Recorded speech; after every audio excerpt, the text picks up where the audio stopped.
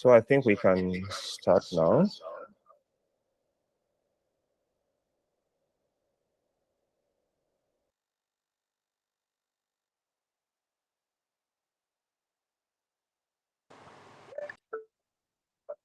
I still have a whole lot of people joining, but it's no problem.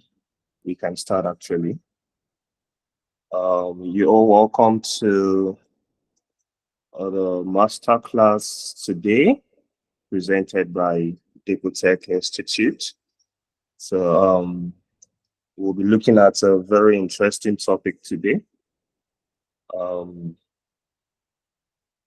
centered around data. So we'll try our possible best to cover um, storytelling using data and also some fundamentals of data analysis, data visualization, data reporting, and we'll end by having a case study, which we're going to get our hands dirty with some practicals. All right, every single thing we must have learned from the start of this class. We're going to apply it to that case study which we'll be working on. It's going to be an interesting, an engaging, and insightful session today. Um, this session is planned for 4 hours, but I understand it's a Saturday. It might be a busy day for some, or some might just want to rest and relax today. So we promise not to take all of your time, but we promise to also make it worthwhile. So I believe we can start now. All right. So before I start, the recording to this session, the data set we'll be using, and also these PowerPoint presentation will be available after the class. The data set will be available during this class. All right. So I'll just post a link on the chat, which you will use to access the data set when it's time. While for the recording will be available on our WhatsApp channel, which I'll also be posting the link as well. And this document will also be available on our WhatsApp channel, which I'll also be posting. All right, so please stay tuned and we embark on this exciting journey together. You're welcome once again. All right. Just some basic things before we start. We have the chat open for interactions, questions, and okay, I can already see someone trying to raise their hand. Adeoye, before we start, you already have a question. Please go ahead.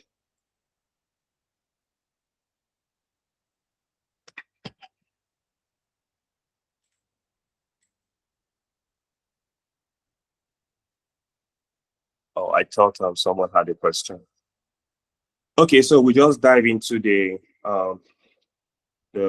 course.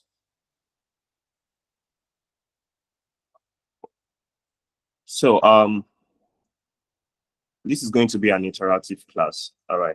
Please ensure you try to ask questions.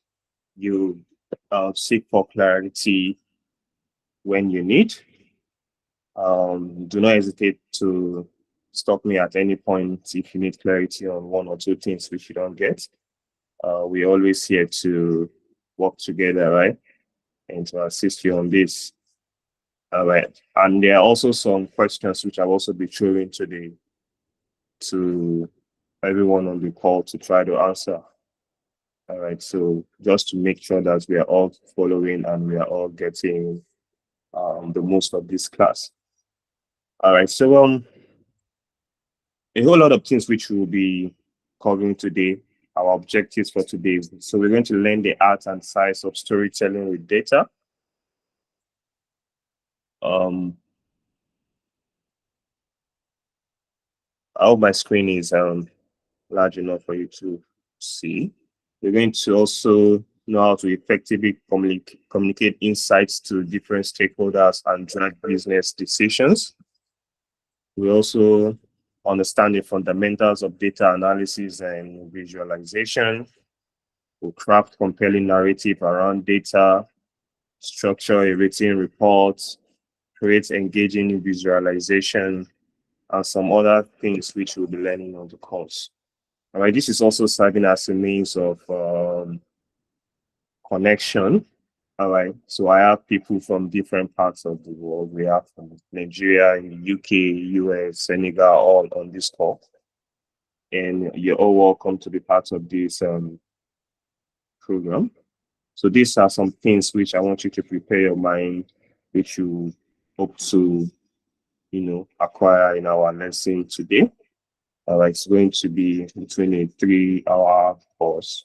There'll be break intermediately for us to just, sit back and get some water and just refresh ourselves and then we'll come back. All right. So without any further ado, let's step into the main learning for today. So before we dive into storytelling with data, we need to first of all understand what data is. All right, data happens to be one of the most used words in our generation today, and also even in the business space, most especially in the business space in the corporate world. All right, data here, data there. Can I get a data that shows this and that? Can I get a data that shows our sales, profits, profit margin, customer behavior, a whole lot of things that only data can actually um, give you answer to. So that is why it is important that we pay attention to this class today.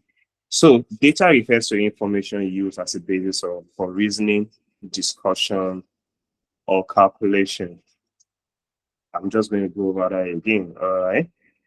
Data refers to information used as a basis for reasoning, discussion, and or calculation. So before I even go further, already we are looking at data on the screen. All right.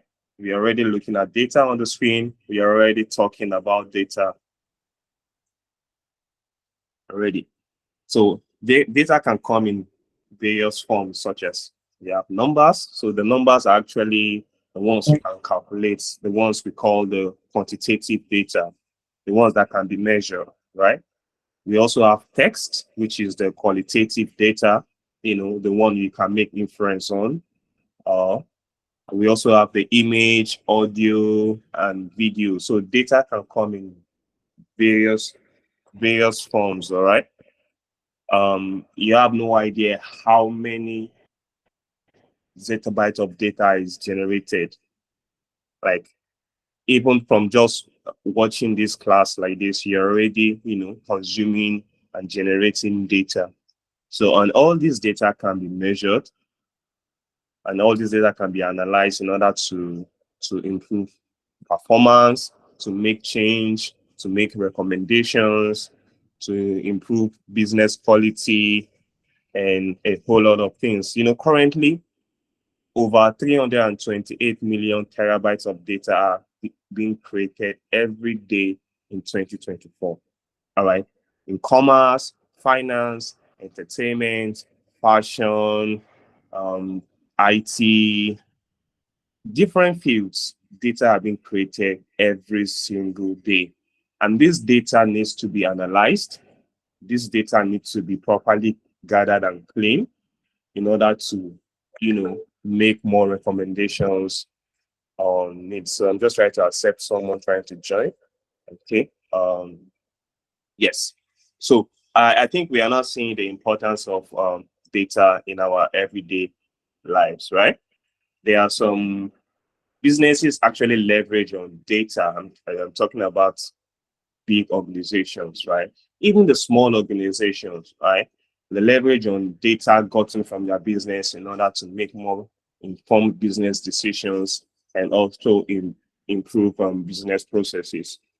All right, we're going to see the more importance of data as we go along the course.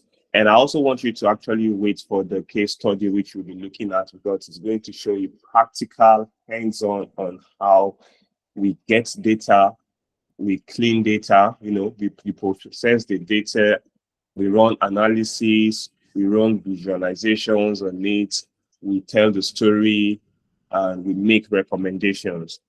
All right. So it's going to be a very fruitful engagement today. Please do not hesitate to ask questions.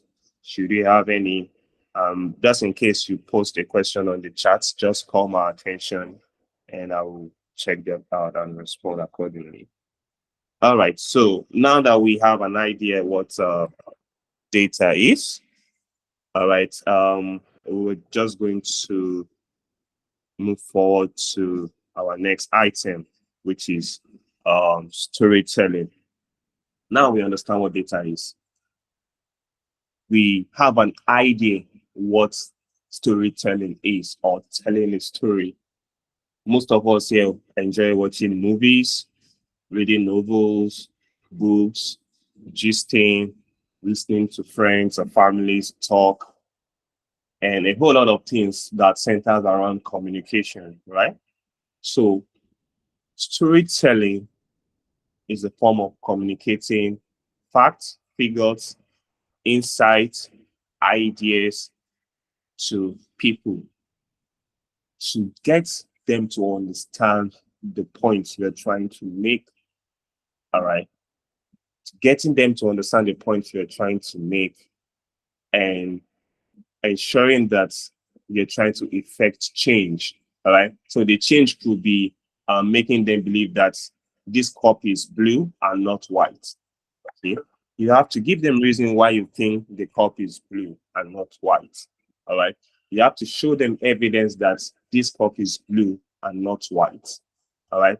So this is just you trying to convince them, all right, why this cup is blue and not white, and why they should, try to buy more blue cups as against white cups, because the blue cup have XYZ advantages over white cups. Do you understand? So this is just telling story. Try to communicate your own insights, facts, figures to people. Try to get them to believe in what you're saying. Trying to get them to buy into your idea and a whole lot of other things. So communication skills is an important skills. Most businesses, if not all businesses, now have as one of their top requirements before they can recruit you or get you to work for them. All right. Because if you don't know how to communicate, then you won't know how to sell. All right. Either you're selling goods or services. All right. Communication skills is another key topic on its own that we cannot, cover even on this course. All right. But because our masterclass program today is centered on data storytelling, so we're just going to focus on that. But I just try to bring in some communications aspects of that and some things which we need to take note of, which will be of advantage to our class today. Now, data storytelling roadmap. All right. So you need a story. All right. That's one. You need a story to tell your audience who are listening, who will be listening to this story, who are your stakeholders. All right. Who are those you are trying to make recommendations for? All right. That's also one. Then you need your data. And of course, everything is now centered around data. Why we are here today, what we'll be talking about today. All right. So, yeah, you need your data. It's one of the key points. Then visualization. All right. So you just throw numbers to my face. I want to understand these numbers. A whole lot of people won't understand these numbers, but until you start to try to make sense of this data by what? Creating visuals, graphs, and all that. Because we have people who learn by what they see. All right. They love colors, They want you to, transform numbers to charts, to visuals. I think a whole lot of people learn through that, right? By saying, all right, more people, some people also learn by learning, but when I start telling you by that ax plus by equal to c and all that, you might not really understand what I'm saying because you cannot picture it in your mind. All right. But when I start bringing in visuals to you, this is what I'm talking about. This is the behavior when x is y, x is a, or x is 2. This is the behavior when y increased by 10%. So you can now start, connecting the dots. All right. That is why visuals is also important in the data storytelling journey. All right. Your story is important. All right. Talking about the narrative now, it's important. Your audience, you need to know your audience. So we're going to dive deep into this much later on about your different audience. So we have technical audience, we have the non-technical audience, right? So we're going to dive in later. Kolawole, okay, your hand is up. You have a question? Thank you. Sorry, the screen is no longer showing. Okay, it's back now. Thank you.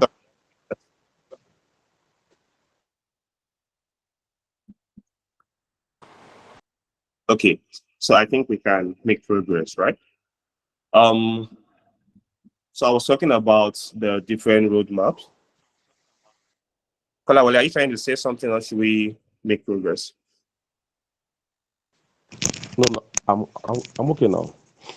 Thank you. All right. All right. So talked about storytelling, talked about your types of audience, and we have the technical and the non-technical audience. Yes, this class is recorded. This class is recorded, and the recording will be available on our WhatsApp channel. Um, okay, let me just drop the the link in the chat. Please just hold on. Just hold on.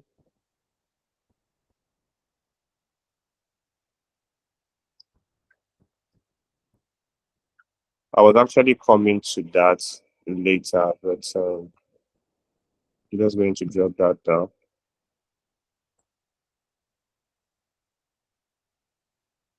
Also, okay, let me just.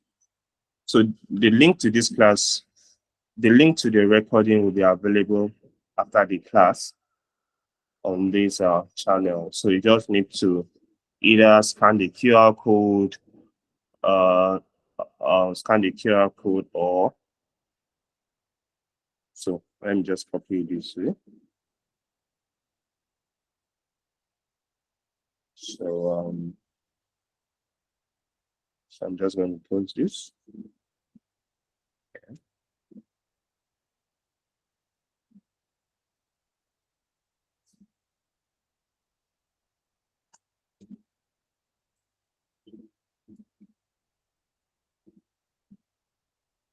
All right. So when you join this channel after the class, you get the links to the recording to this material presentation slides. All right. So I'm just going to go back to our presentation now, and also the link to the data set is also here. But so let me just drop that as well.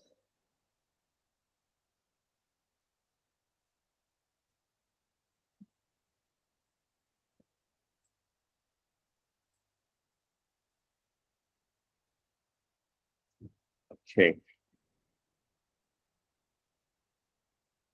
All right. So I think I'm here. Right. Yeah. Okay.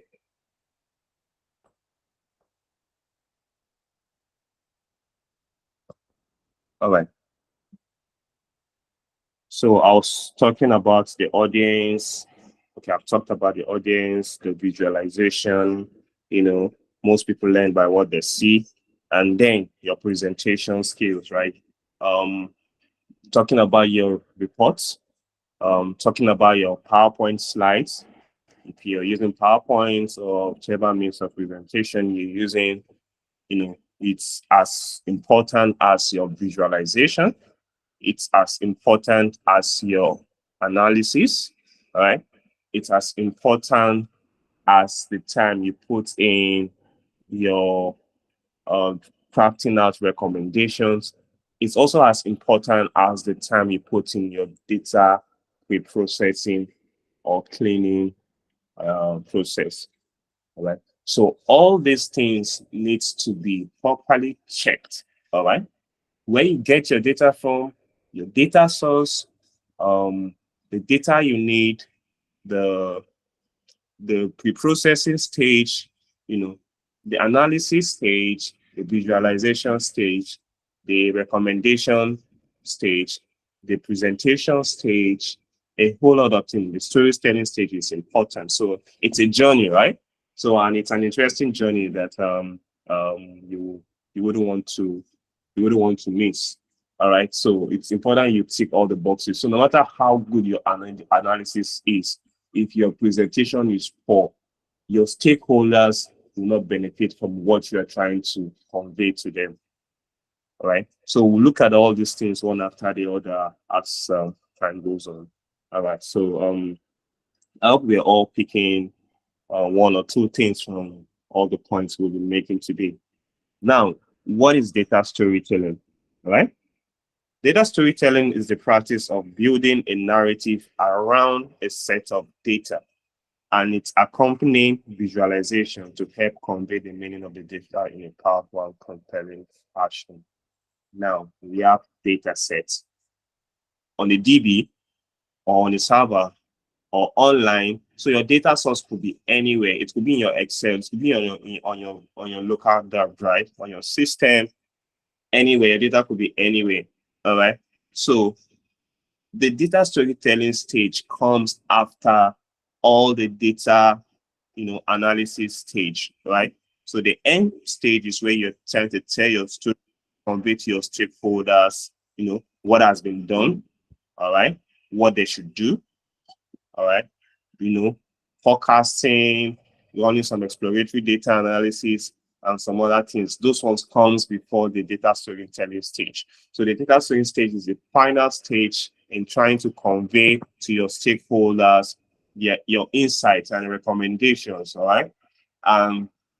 Possible solutions to how to improve their business processes, how to maybe make profits or how to maybe get more traffic on their website, on their social media pages, and some other things, right? So data storytelling is key. All right. It's a way of building a narrative around a set of data. All right. By using what? Visualization and some other, soft skills, presentation skills, communication skills in order to what? Um, Relay information to your stakeholders in a compelling fashion to drive change. All right. So your end goal is to drive change. As a data analyst, your end goal of all these processes is to finally make recommendations to your stakeholders or to your business in order to drive positive change in the company. All right. So a whole lot of processes, a whole lot of decisions are made in big organizations by, from leveraging on the insights their data provides to them. Do you understand? I hope it's getting clearer now. The importance of data, the processes involved in all the data analysis, and also why storytelling is important at the end of the data analysis process, right? So I'm hoping this is all coming together now. What makes a good data story? The data story must be insightful, explanatory, and concise. All right. A whole lot of people like to tell story, to talk. All right. If people like to talk, but if you are not making sense, what you are saying is not adding value to who you are telling, then you actually need to, you've actually been wasting everybody's time. If you're not making sense, if you're thinking you're telling a story, but your story is not making sense. I mean, I want to know how the weather affects my sale in the month of August. and then you're coming to tell me something that is not related to the month of or that's not related to sales, or that is not related to the impact or the effect of weather in a Q3 or a Q4 or a Q2 or a Q1 period. You're just telling me about anything, some other. So your stakeholders, right? They don't have time to listen to your to your story that is not making sense for more than a minute. All right. So if you are communicating with stakeholders, if you are communicating with, maybe you are presenting to, so anybody could be your stakeholder, right? It could be me, it could be your friends, it could be your boss, it could be the governor, it could be government, it could be whoever you're trying to maybe secure a contract from, or you're trying to, maybe a supervisor. Stakeholders could be anybody, it could even be you. All right. So if your story is not concise, if your story is not insightful, if it's not capturing their attention, then you are not making sense. All right. And people actually get bored by unnecessary information. All right. So your goal is not to make your audience bored. Your goal is to capture their attention. Your goal is to make them see reason behind your recommendations. All right. And your goal is to make them, you know, effect the change you will be recommending at the end of the day. All right. We're going to look at different types of data analytics processes. Right. So it is important. We have descriptive, we have diagnostic, we have prescriptive analytics, and all that. So we're going to look at those one after the other. But it is important to, understand all these fundamental, foundational concepts, because upon all this, it's where your true skills as a business intelligence analyst or as a data analyst is being built upon. All right. So do not forget, your a good data story must be insightful, explanatory, and concise. All right. So data storytelling is a structured approach for communicating data insights, and it involves a combination of three key elements. Now you want to tell a data story, right? You need your data, all right? You need your visuals and your narrative. Okay, I'm just gonna go over that again. You need your data, you need your visuals, and your narrative. So we're going to look at this. All right, we're going to look at these items. Right. So when you combine the right visuals and narrative with the right data, you have a data story that can influence and drive change. All right. You don't need to present 1 hour to stakeholders before they can finally understand what you're trying to communicate. But with the right data, with the right visual, and with the right narrative behind your story, you can effectively communicate to stakeholders within a short time, and they will understand what you're trying to say, see reason behind the recommendations you're making, effect this recommendation, and drive positive change in the organization. Hope you're getting it now. So the end goal, as you can see, is to make change. All right. So let's look at the elements of a data story. I'll say the element of a good data story, but let me just leave it that way. The element of a data story. All right. So to build an effective data story, only include findings from your model or analysis that applies to the situation. Now you want to run an analysis for, let's assume you are a freelancer, all right, and a company reached out to you to um, become their data analysis for a period of 3 months or 6 months. They have a project they're working on, and they need the skills of a data analyst or a BI analyst to come in, look at their data and make recommendations on how they can, change one or two things to positively improve or increase their sales, or traffic into their site. All right. Now, that is the business problem. All right. They've given you what they want to achieve. They've told you that they've given you their problem. Now it's not you as a skilled data analyst to now know the kind of data you need to get. All right. They're trying to understand customer uh, behavior. All right. So as a data analyst now, you need to you need to know the kind of data you need to get. So I want to understand behavior. I won't go and be getting data that are not directly related to my end goal,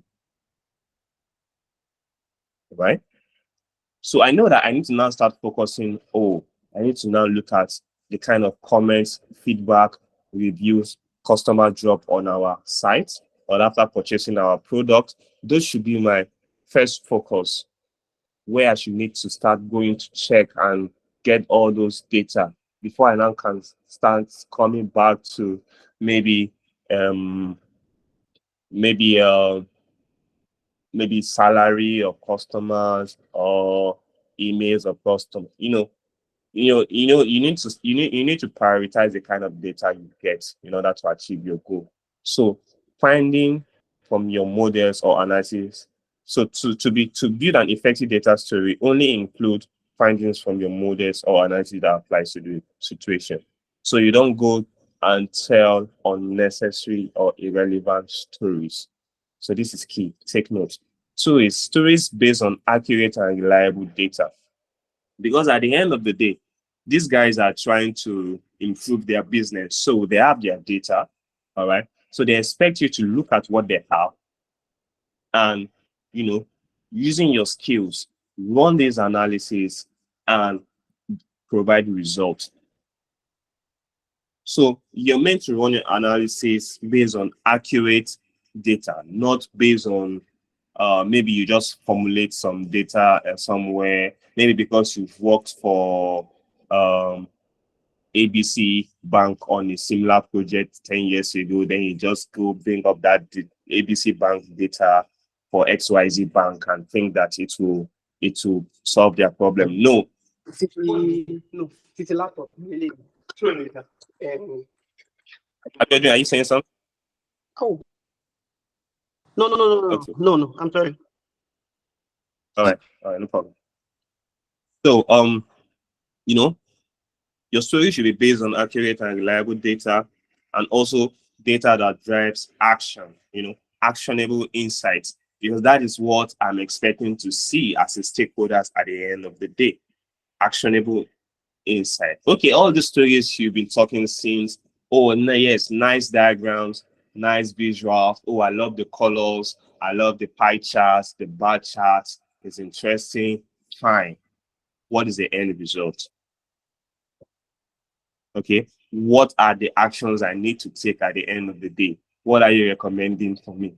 So if you think, okay, you've built a very beautiful dashboard, but you don't know how to communicate insights, or your dashboard is not even solving the problem, then you've wasted everybody's time. Okay, so take note of this three key things centered around data. So, element of a good data story must have these things, right? Then we are moving to narrative, right? So, I talked about data, narrative, and visual, right? So, we've talked about data, which is one of the elements of a good story. Now we're talking about narrative. So, a good data story includes a compelling and easy to understand narrative, and also only essential key points for change, right? A good data story, a complete and easy to understand narrative. But for you to make an easy to understand and a compelling narrative, there are a lot of things you need to put into consideration, such as your audience. You need to understand your audience. You need to understand or know their technical level, because you wouldn't want to now start telling audience that are non-technical, maybe they are just salespersons on the street. All right. Then you now start telling them about maybe using terms like um, let me say DBA. They won't understand what the DBA is. All right. Or a DBMS. They won't understand, well, what is the DBMS. I mean, I want you to tell me how I can make more sales on the street. I'm a salesperson. Give me insight on how I can go and get more clients or sell more goods, and stop telling me about this. I don't understand this technical jargons you're saying. All right. But for a technical person, oh, I understand what a DBMS means. All right. Oh, I understand what this means. I understand what all these acronyms you're using mean, right? So it is important for you to know who you are communicating to from the onset, all right? But it's a very good practice to even make no matter who you're communicating to with, or your data story can be used by anybody at any time, both the technical and non-technical. So try your possible best to, limit the kind of technical jargons you use on your report. All right. So your goal is to try to make people understand what you are trying to say on your report, right? So that's why it's called storytelling. Okay, that's why it's called storytelling. I'm sure all of us, most of us read books or read novels, yeah, or watch movies. So the goal of the director is to ensure that his audience, right, are understanding what the movie is talking about. So that's why some people love watching cartoon, some people love watching adventure movies, some science fiction, based on audience's interest. All right. So as a data person now, you're trying to tell a narrative around data, right? It's important to consider all these things when you're building a narrative around your story. Important, key. Take note of these two things. I mean, you're going these slides and the recording will be available on the channel, WhatsApp channel, which I've posted the link on the chat. So please join and get access to it after the end of this class. So visuals. This is the point that gets people excited, especially the data analyst. All right. So why I say this stage gets the data analyst or the business intelligence analyst excited is because they must have been overwhelmed from the beginning of the project. But this is the point where they try to bring in some, showing some colors, get some kind of visuals which they've been wanting to use for the past 1 or 2 months and all that. So the initial stage, which is all those data gathering, data cleaning, those are the technical stages that, overwhelms most people, most especially data analysts, because 60% of your time on a data analysis project is spent at those initial data pre-processing stage where you need to ensure that you get the accurate data. You need to ensure that you transform the data properly. All right. You need to ensure that you model your data properly. All right. Because all those initial cleaning, modeling, analysis stages are what influence or what will influence your final dashboards or reports. All right. But try your possible best to make your visuals simple, engaging, and not misleading. All right. This centers back to knowing your audience, right? If you bring a visual that no one has ever seen before, all right, maybe you just saw it online. I feel like, okay, this is very beautiful. This is very nice. I think I should use this. But is it necessary? That's the question. Is it necessary? Do I need to to use this, you need to ask those questions. Right? Do I need to, is it necessary for me to use this? Will it convey this the narrative I'm trying to make? Will it convey the idea? All right. So try your possible best to make um your visuals simple, engaging, and not misleading. So it should be something that your audience can relate with. Right. I'm also going to show you how to select the right visual for the the right insight you're trying to make, right? I'm going to show you all those things shortly. Okay. Please let me know if you have questions, um clarification, or if you're following. Right. So if you're following, just give me a thumb. Oh, yes, we are together. All right, great. So I think we're making progress. So we've talked about the three key elements of a good data story, which is your data, the visuals, and the narrative. Bringing all these three key things together make a good data story. Now you have a state data story that you want to present, right? Now let's continue, right? So I told you this is going to be an exciting journey. So a whole lot of people are interested in the word data, AI, machine learning, and some interesting new concept in the world of IT now. But all these things, data science, AI, machine learning, blah blah blah, all centers around data. All right, because you are feeding your machine learning models with data in order to make accurate predictions. All right, in order to learn, your chat GPT learns from you. All right, by the kind of data you feed your chat GPT. Right, that is why from time to time, as you interact with it, it tends to behave like like you understand. Oh, well, I think I should better relate with this person this way. Because so those are some reinforced learning that your models do make in order to make much more informed decisions. All right. So well, this is a topic beyond the scope of what we can even cover in a month.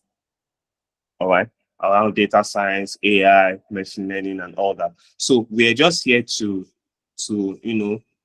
get ourselves familiar or introduce to what data is, data analysis, storytelling with data, why it is important, and yeah, basically that's why we are here now.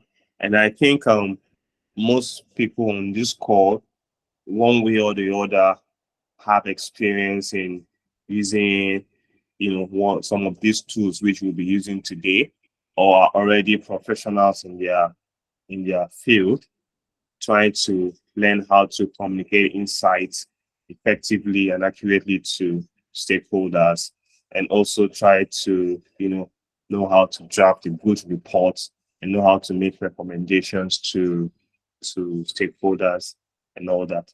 So talked about all the three key elements of a good data story. Now, why are stories needed? All right. The reality is that data only becomes valuable and meaningful when the people with access to it can understand it, uncover valuable insight from it, and pass this insight to those who need it. So data is always in its raw form. All right. It's always in its unprocessed form. All right. So if you look at a database, right, you look at maybe a transaction table, for example, you're going to see a whole lot of columns on that transaction table. You're going to see millions of rows on that transaction table. And this rows comes in every single day. Let's assume a fintech or a bank that runs millions of transactions every single day.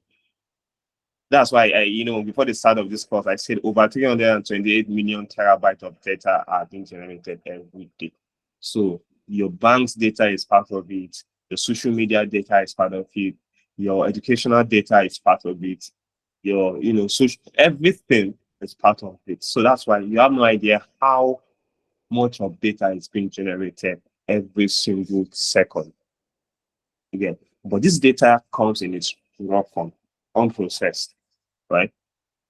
That's why companies now, especially in the UK, in the US, need the skills of an experience or a skilled data analyst or a BI analyst to try to make sense of all this data that comes in every day.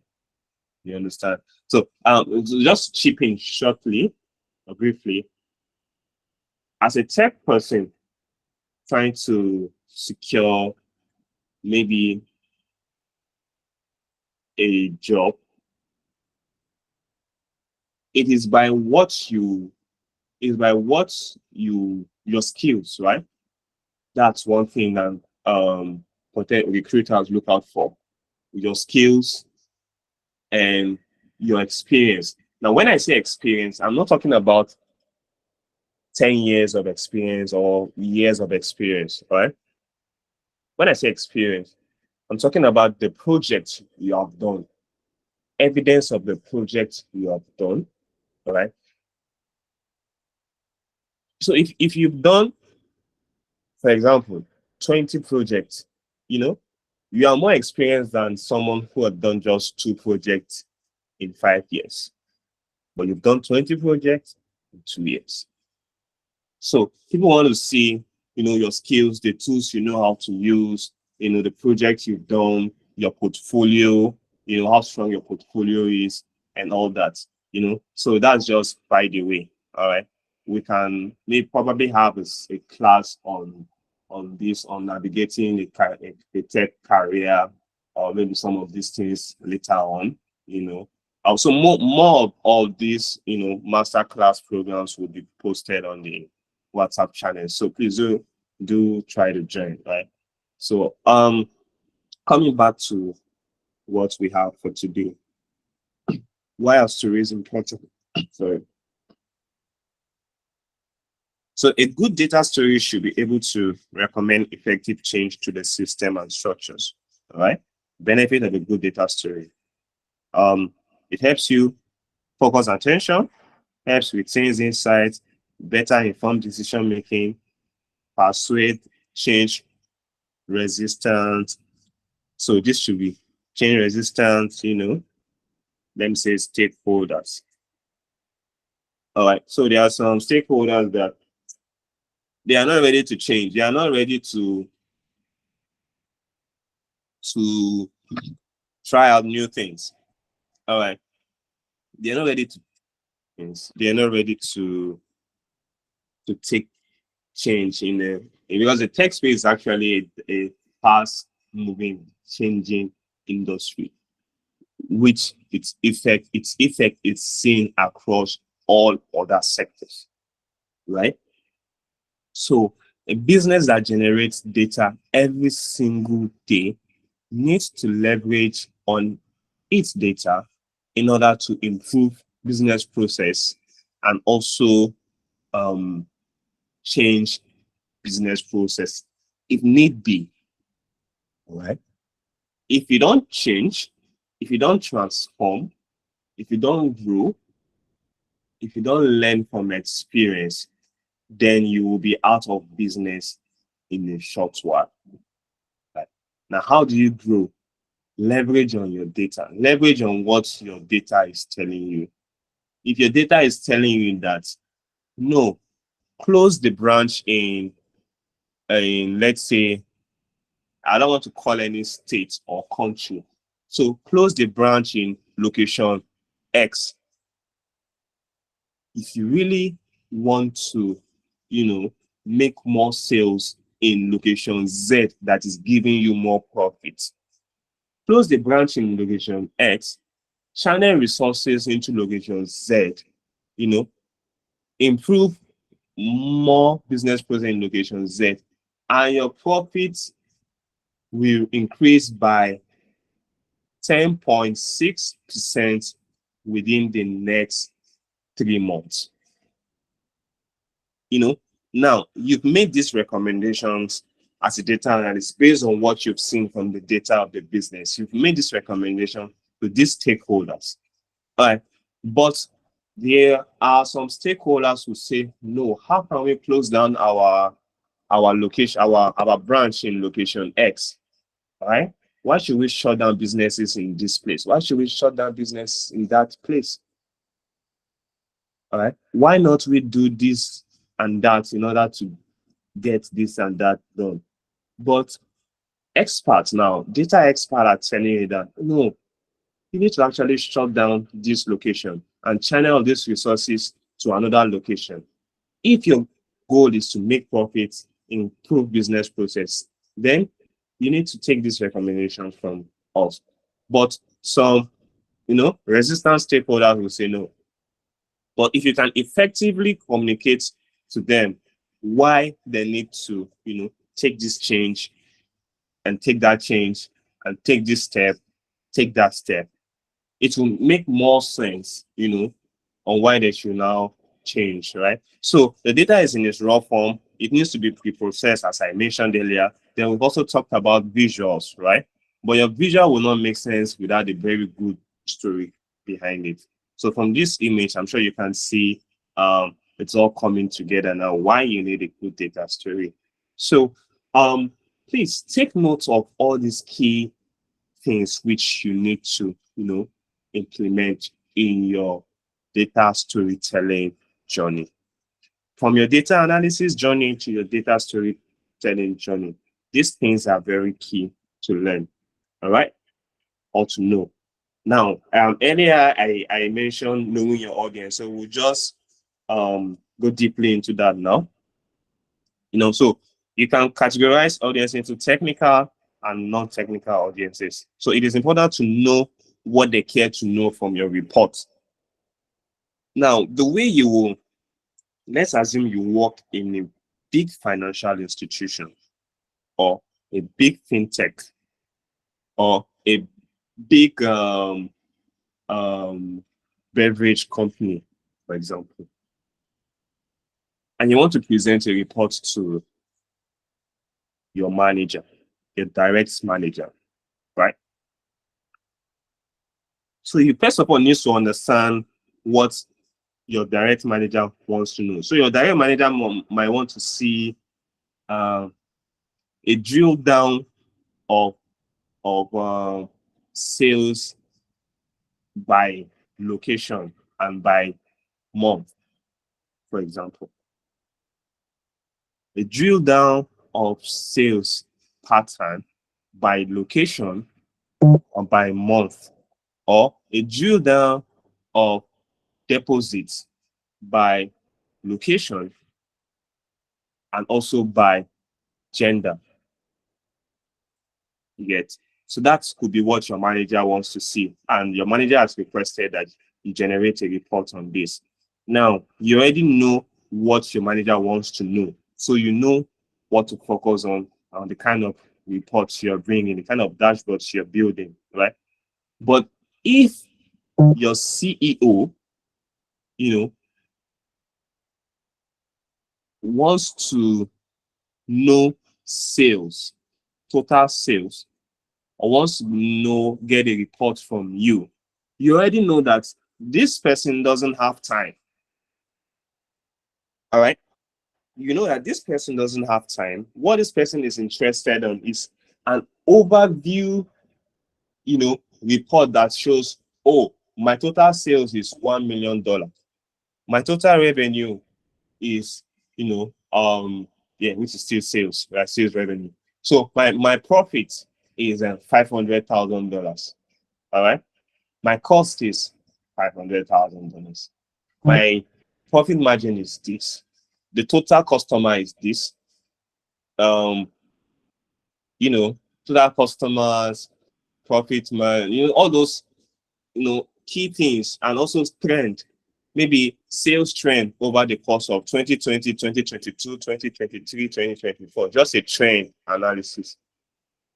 So this could be what this person wants to see. So that from this, they can now start asking further questions and asking the manager question. Oh, why is sales at this point, this? Then your manager can now start talking about, oh, in the month of August, we had this happen in our location X, which impacted our sales, but we were able to do this, and that. So, you need to now know your audience, right? And you need to know what they need to know.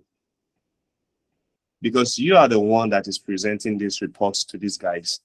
All right. So the kind of report you will present to your direct manager will be different from the kind of report that you present to a CEO. Maybe your CEO just calls you that, please give me a report that shows our total sales for the year. Right? So understanding these things is also key. So that at the end of the day, at the final stage of storytelling, you don't start telling stories that doesn't make sense. So your story can make sense, your report, your insight can make sense, but if it's not what your audience wants to get, then it doesn't make sense to them. All right. So knowing your audience is key. It's a very good skill that you need to get, knowing your audience. So there are strategies to effective data storytelling. All right. So I cannot overemphasize this enough. Or understand your audience background. Understanding your audience background helps tailor your storytelling to each stakeholder's needs. So awareness is key. Adept technique, you can use analogies to, relate your story, use diagram, use example, use plain English and technical definition. So in cases where you need to use some technical terms, please just a very short or definition of what this thing means. All right. Maybe you just put somewhere in your report KPI. Not everybody actually knows what the KPI means, right? So it would be nice for you to even at least, all right, KPI is this is what the KPI means. All right. So everybody will be carried along. Oh, okay. Oh yeah, okay. So you're talking about a key performance indicator, right? That's fine. Now we understand what we're trying to see. Let's make progress. You understand? So these are some strategies, because at the end of the day, you want to try to make people understand what you are trying to say or the information you're trying to convey, right? First of all, you need to know these people, all right? Then you need to, these adept techniques, analogy, relating unknown items to known items, all right? Some people are very good at relating things together, all right? Using maybe metaphors and all that. So if you have those skills too, you can also, utilize it during your data storytelling journey. Now, focus on impact is the third thing. How your result can cause change rather than how you arrive at your result. Now, when you are presenting your report, you shouldn't make a mistake by telling the men in suits. So when I say the men in suit, I'm talking about your bosses, your CFOs, the CEOs, people you're trying to relay this report with. You don't need to start telling them that the process you took. I performed some machine learning. I built some machine learning models that does this. I use this. No, no, they're not actually interested in that. All right, they're not interested in all those things. They want to know how your results, what you are bringing to the table, can cause change. That's what they're interested in.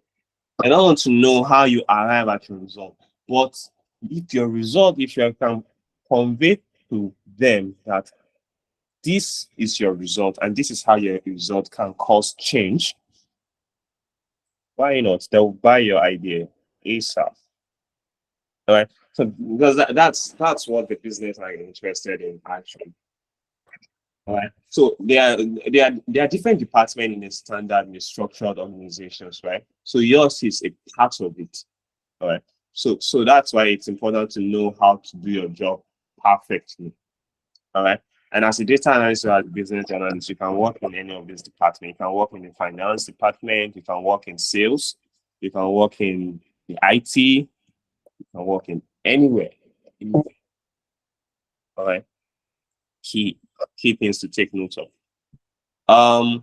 Humility also, try to carry people along. I try my possible best to ask if you guys have questions or clarity or you're following, just to know that we are all engaging together. So the same thing you should try to do. Try to ask questions, be prepared to also explain further for clarity. People, I don't really understand what you meant by this and that you said earlier. Can you just please go over it again? Be prepared to, to provide more clarity, and try to ask them to ask you questions too. All right. Because it actually helps you get better. It actually helps you understand their pain points more. Maybe there are some things you must have missed out in your report. So this is actually important for you to do. So these are some strategies to effective data storytelling. All right. Now, crafting a proper narrative structure. All right. So we have the background, we have the insights, more insights, primers, and then the next step. So the background is, introduce the problem.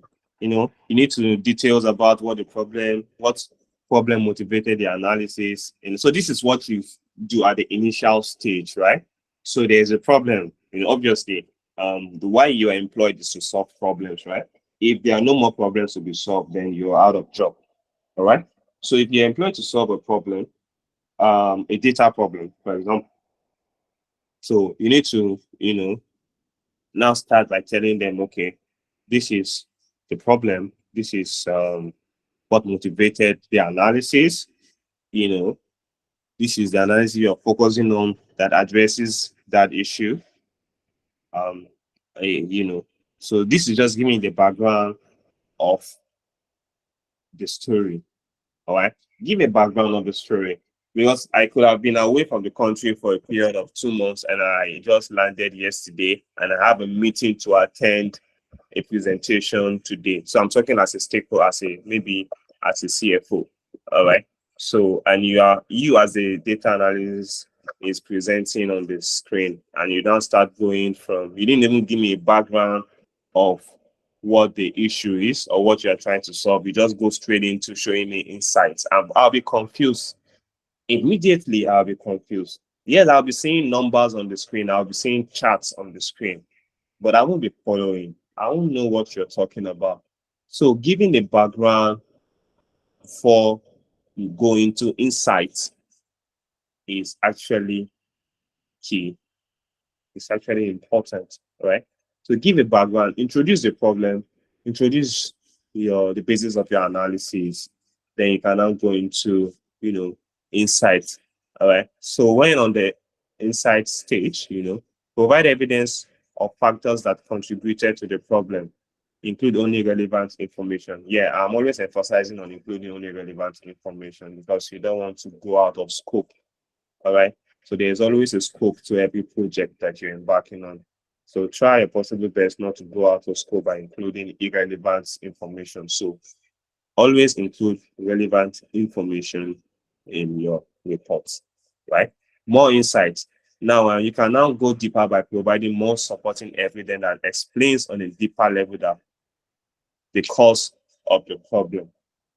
All right. So this is the point where you now start. Maybe the problem is sales dropped in location A. All right. Then the insight could be how sales dropped, our sales previous year and our sales current year. So that could be the insight. So our sales previous year was 1.5 million US dollars. Our sales current year is 800,000 US dollars at Q4. So Q4 means quarter four. All right. So the insight is what I just said. Now, providing more insights is where you now start going into what influenced the drop in sales in location A in this year Q4 or this year in general. What has influenced the drop in? Could it be weather? Could it be crisis? Could it be economic situation? Could it be um, staffs that are leaving your organization? Could it be lack of skilled, workers? Could it be lack of professional training? So all these things I'm saying are things that comes at the end of your data analysis journey, where you now start making recommendations to stakeholders, telling them what could have influenced why things went wrong in June 2024. You get, so it's actually a journey which you embark on from the start to finish, carrying everyone along and ensuring that at the end of the day they get um they get useful insights from what you're trying to convey. All right. So that's more insight. Climax is all evidence should lead to the climax. So what could happen if there is no change taken? Now, this is the point where you now convince the change resistant stakeholders.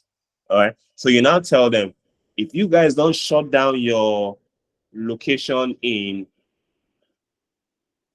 A, in location B, your sales, you will just be spending money on resources, spending money on spending operational costs, but you won't be getting anything. So all the evidence from your insights, from your more insights, should lead to this point where you now start telling them what will go wrong if they don't take recommendations. Right? Now you've told them what will go wrong.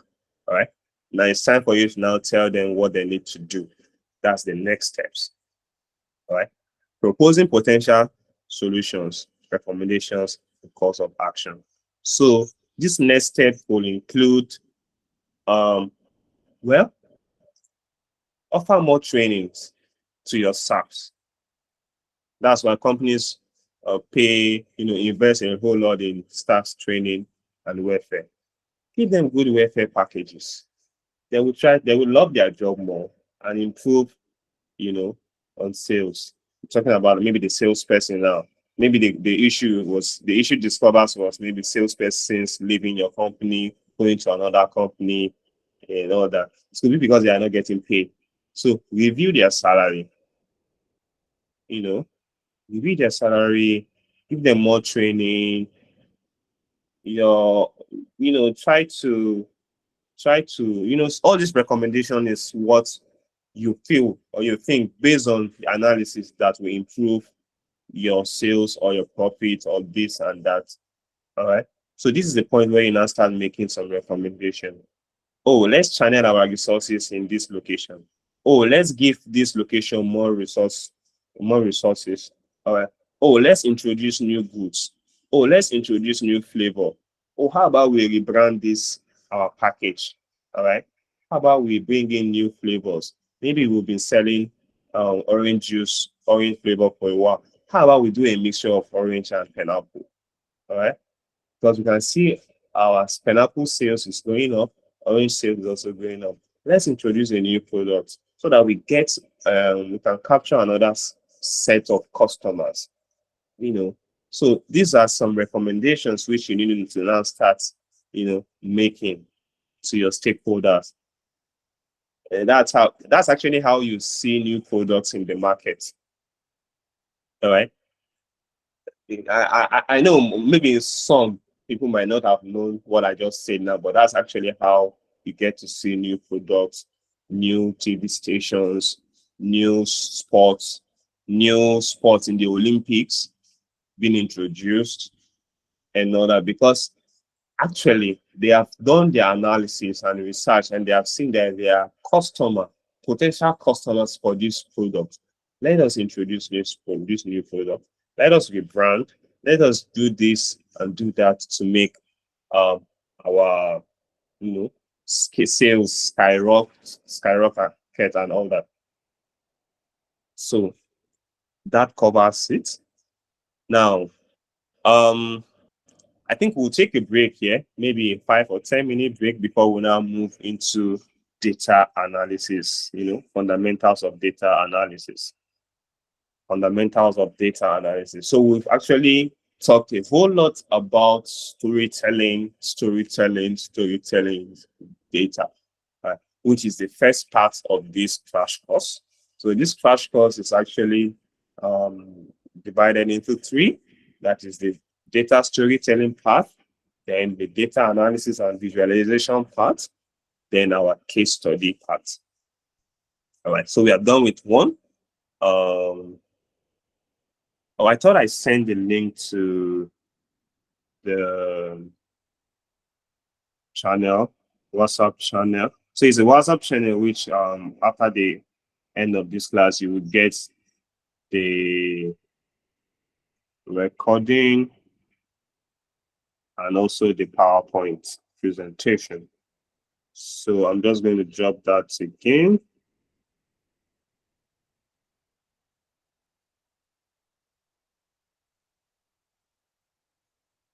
Yeah.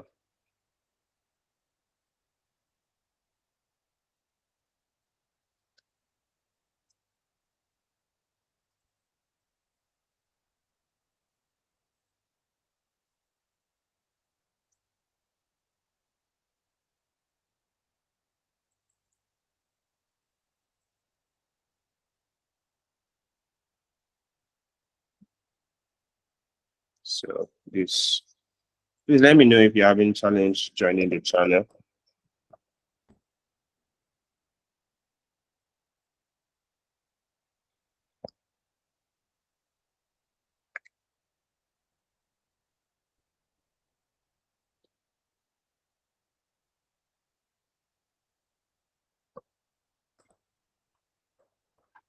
So yes, the class is recorded and you will get it after the class. So questions on storytelling before we move to data analysis. All right, we still have some things to cover. So we'll spend an hour, 20 minutes.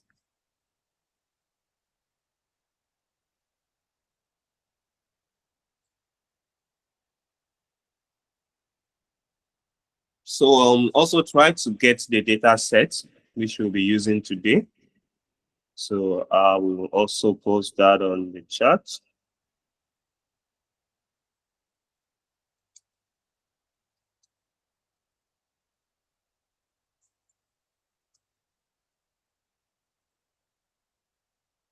Also posted the data set on the chat. So this is a time for you to just stretch your legs and get some water or coffee.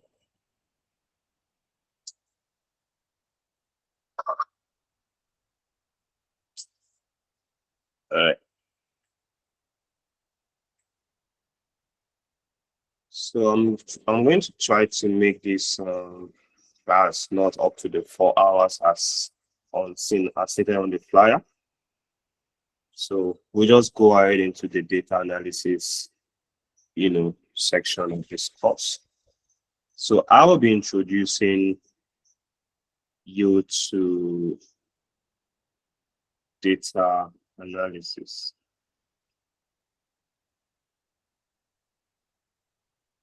Right. Now, what is data? Okay, I think there's a message on the chat that I need to look at. You could not join the what could be the challenge? Let me check.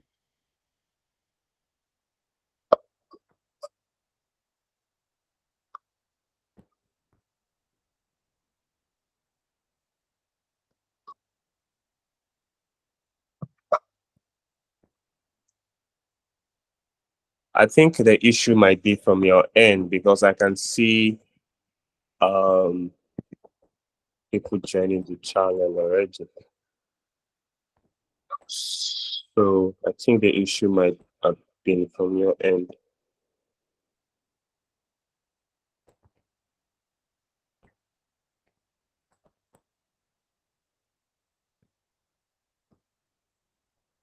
Yeah, I'll just post that link again so we can continue from where we stop.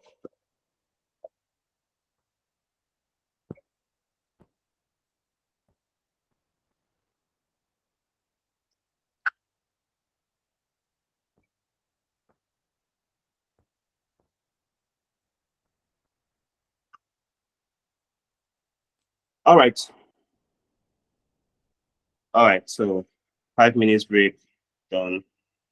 So what is data analysis? So from what we've said, since you must have an understanding of what data analysis is. Data analysis is a comprehensive method of inspecting, cleaning, transforming, and modeling data to discover useful information, draw conclusion, and support decision making. We always end with decision making because that is the end goal. All right. So you as a data analyst now, it's your responsibility to run a proper analysis and ensure that the decisions the organization makes at the end of the day positively impact their the organization, all right, their businesses, their processes. So that's the end goal. All right. But a whole lot of things needs to be in place for this end goal to be achieved, which are some things which I've already discussed about on this call. So if you can properly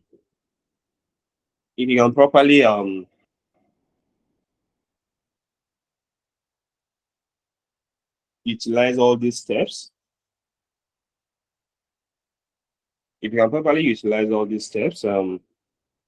yes, you'll be able to make recommendations that you know effectively impacts the company positively, right? So that's data analysis. It's a process, right? Data analysis is a journey. It's a process of getting your data, cleaning, transforming, building some statistical models to discover useful information. We draw conclusions and make recommendations that support decision making. Now we're going to look at data analysis in play. So consider the example of a leading e-commerce company. All right. So through data analysis, they can understand their customers' buying behavior, preferences, and patterns. They can then use this information to personalize customer experiences, forecast sales, and optimize marketing strategy, ultimately driving business growth and customer satisfaction. Now, just this sentence that I've made, right? You can apply it in every organization or every sector. Now, I use an e-commerce company, right? Now, I'm going to use a Netflix, for example. All right. Now, through data analysis, they can understand the kind of movies you like. So I'm just rephrasing this thing. The kind of movies you like, the amount of time you spend watching movies, the amount of time you spend watching that particular kinds of music, and do you complete the movie or do you not complete the movie? Do you come back to watch the movie or do you not come back to watch the movie? They use all this your behavior because they always everything you do on your mobile phone is data that is being stored on a server. All right. So they use all this information to now personalize or make recommendations to you. Okay, let's suggest this kind of movie for this person. I think this person likes these kinds of movies. So let's suggest this kind of movie to this person. Why? Because they are trying to get you to come back. They are trying to get more watch hour, watch time from you. All right. So they understand you from the data they get from you in order to now market their product to you. Do you get it? So this is me just saying these things, relating it to Netflix. I can relate it to any organization. I can relate it to education. You know, is it how to introducing new courses? Is it should we take our courses online or on site or hybrid? Anything. So you have no idea how much company make from data. All right. So that's why data is being sold now. A whole lot of companies buy your data, company sells your data, company keeps your data as assets, company leverages on your data, you know, all these online surveys you make, these are data being gotten from you, in order to improve a particular business process. So this is data analysis in action. So now you know what data analysis is. Now you've seen data analysis in action. Now we have data analysis processes. Now, the process of data analysis from A to Z begins with defining the objective, and it now ends with monitoring and review. So in between defining objective and monitoring and review, we have the data collection, data pre-processing, data analysis, data interpretation and visualization, data storytelling, implementations, and all that. So data analysis is the journey, all right, which has all these different steps which you need to pay close attention to every single point in time. All right. I don't need to now start talking about the defining objectives on question. We know that the defining objective on question is knowing and identifying the problem or questions to be addressed through that data analysis process. Right. So to your data analysis itself, to interpretation and visualization, to your storytelling, which we've talked about today, and implementation. All right. So these are the different types of, data analysis process. So we have the descriptive analytics, which is one of the most common, which some companies, or some data analysts just quickly build. All right. What has happened? So they need to know what has happened. Oh, sales dropped. Oh, we made profits. Oh, we lost customer. Oh, we got more staffs employed. Oh, we got more traffic on our site. Oh, we got more sales via our social media platform than our physical location. Oh, we did this. Oh, we did that. So this descriptive analytics helps us understand what has happened. All right. Then we have diagnostic analytics. So diagnostic analysis helps us know why things happen. What influences this? What caused that? What caused profit to rise? What caused sales to drop? What influenced this and that? So that's diagnostic analysis. Then we have what will happen, which is the predictive analysis. This is where you now start, making forecasts or making prediction or what will happen. All right. What will happen if we don't do this? What will happen if we don't do that? What will happen if we don't pay attention to XYZ? So that's the predictive analytics. Then we have prescriptive analysis. How can we make it happen? That's the question. This is now when you now start giving prescription, like this is what we should do. This is what we should do.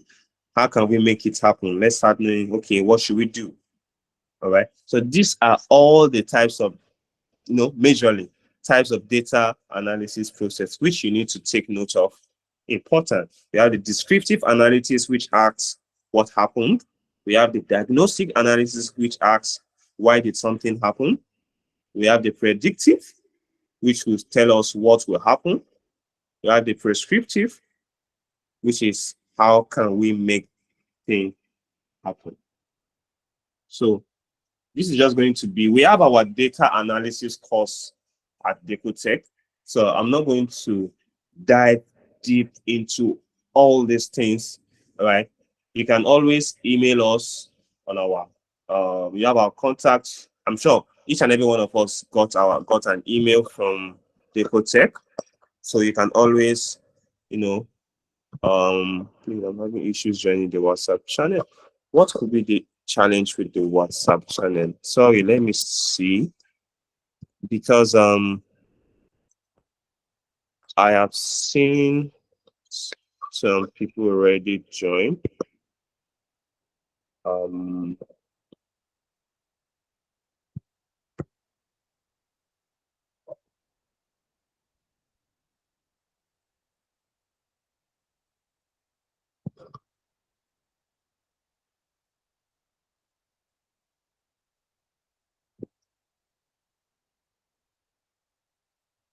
so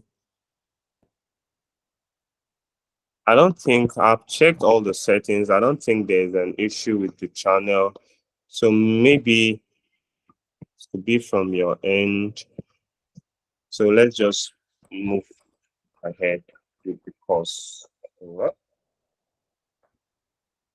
So well, if you can't join the channel, you don't worry.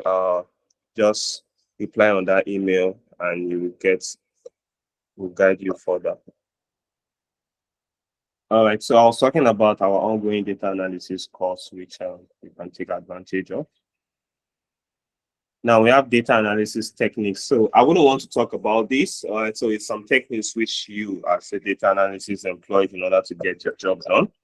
So we have exploratory analysis, regression, time series analysis, sentiment analysis, and all that. So what I want to jump on now is data visualization fundamentals. As I said during the start of this course, selecting a visual is as important as your data cleaning. Selecting a visual is as important as your modeling. Selecting the right visual is as important as any step in the data analysis process. Okay? So the primary goal of data visualization is to communicate information clearly and effectively to report consumers. That's why selecting the most effective visual to meet requirement is critical. So let's say you want to represent a categorical visual. The best visual, no, let's say you want to represent a categorical data now. The best visual to use is the column or the bar charts. These are good choices. You can use some other things, right? But for easy communication and understanding and comprehension by your stakeholders, we are recommending this kind of visual for this kind of insights you want to get. So category, right? We're recommending the bar chart or column chart for several reasons. Okay. Say you want to do a time series analysis, maybe trend over years or over months, over a period of time. A line chart is more suitable for you. All right. You can't even use a pie chart. All right. You can't even use a pie chart to say you want to do a trend analysis. It won't even work. So a line chart is more suitable, because it displays changes in value over time. So you can now see as prices or sales is increasing month on month, year on year, and all that. So that's why most of your should I say, I don't know how many people do forex here or crypto currency and all that. So you can see they use line charts to show you how price changes over hours or minutes or years or months and all that. So line chart is actually the most suitable, favorable visual to represent a time series analysis, right? Time series visual. Then proportion, all right? You might want to use a pie chart or a column chart or a bar chart even for proportion, right? So um, a pie chart now, let's say I want to know the proportion of male to women. I mean, it's easy. A pie chart will be the first thing I want to use if I want to represent, I want to know the percentage of male and the percentage of female in a class. Pie chart is easy to use, simple. It gives me what I need. It gives me what I want to get. I can't use a line chart for that because I'm not trying to see growth over a period of time. I just want to see what percentage makes up the male, what percentage makes up the female. A line chart is best for me. I can use a bar chart. A line chart is best for me. So you need to understand what you want to achieve and the best visual to get what you want to get. All right. So we still have grid visual, we have geospatial visual. So geospatial, I'm talking about location, right? Map. So if I want to talk about location now, I can't even use a bar chart. I can use a bar chart. Maybe I can just put the locations in the x-axis, then maybe the value I'm trying to measure in the y-axis, right? But we have a map visual. It will be much more engaging and interesting for the stakeholders to see on the map. Oh, Lagos is red. That's because something is happening. Oh, Kano is green. That's because something is happening. So knowing how to properly represent your facts and figures using the proper visual is important, which is key. So please take notes. All right. Different kinds of visual. Don't worry, you get this slide after this course. All right. And I hope we've all downloaded the data set from the link. So I'm just going to post the link to the data set again. So fortunately, we are at the last section of today's course, which is the case study.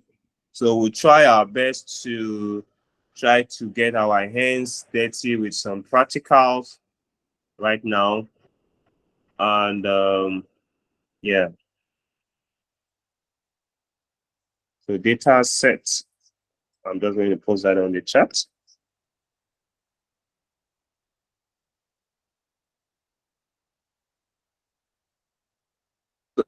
If you're having issues with if you are still having issues with joining the channel to get access to the course material and all, please do not hesitate to reach out to me after or during this class, maybe on WhatsApp or via the email. All right. So I'm just going to give everyone some time to power on their laptop and get the data set.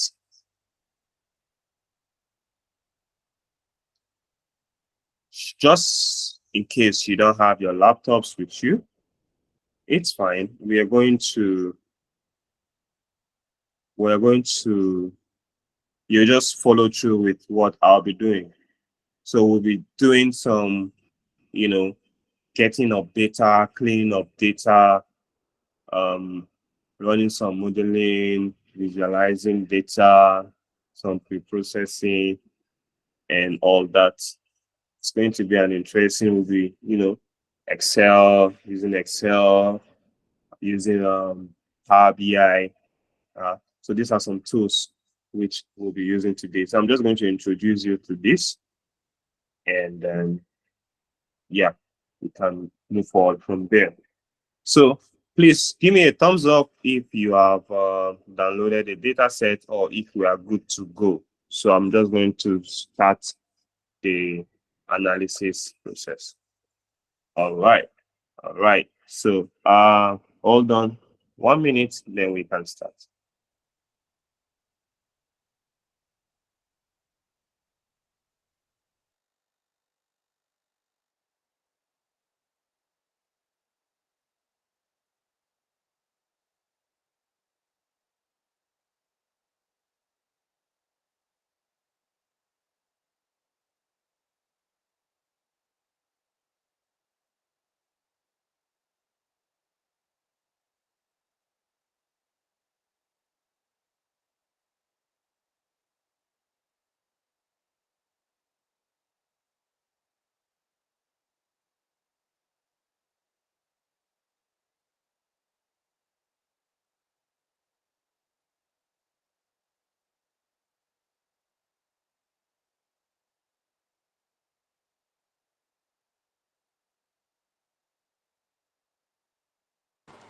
Okay. So I think we can start now. So the data set is the adventure works, which is I'm sure some of us must have come across that data set in one of our learning journey. So we're going to analyze the adventure works sales data sets over the period of 3 years, 2015 to 2017. Now, you can get data sets from anywhere. All right. Now we will be this will be an interesting data analysis journey. So we want to maybe in an hour we should be done with this class.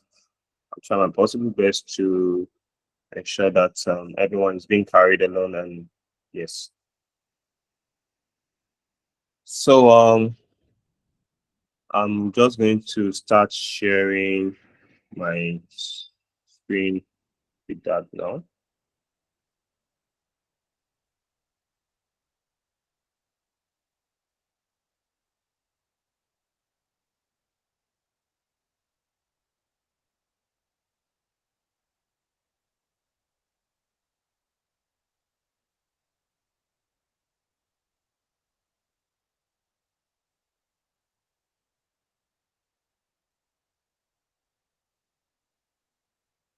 So confirm you are seeing something on my screen.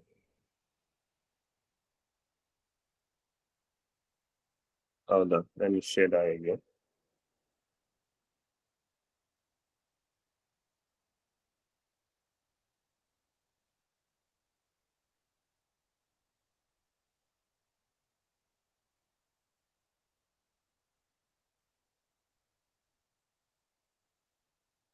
All right.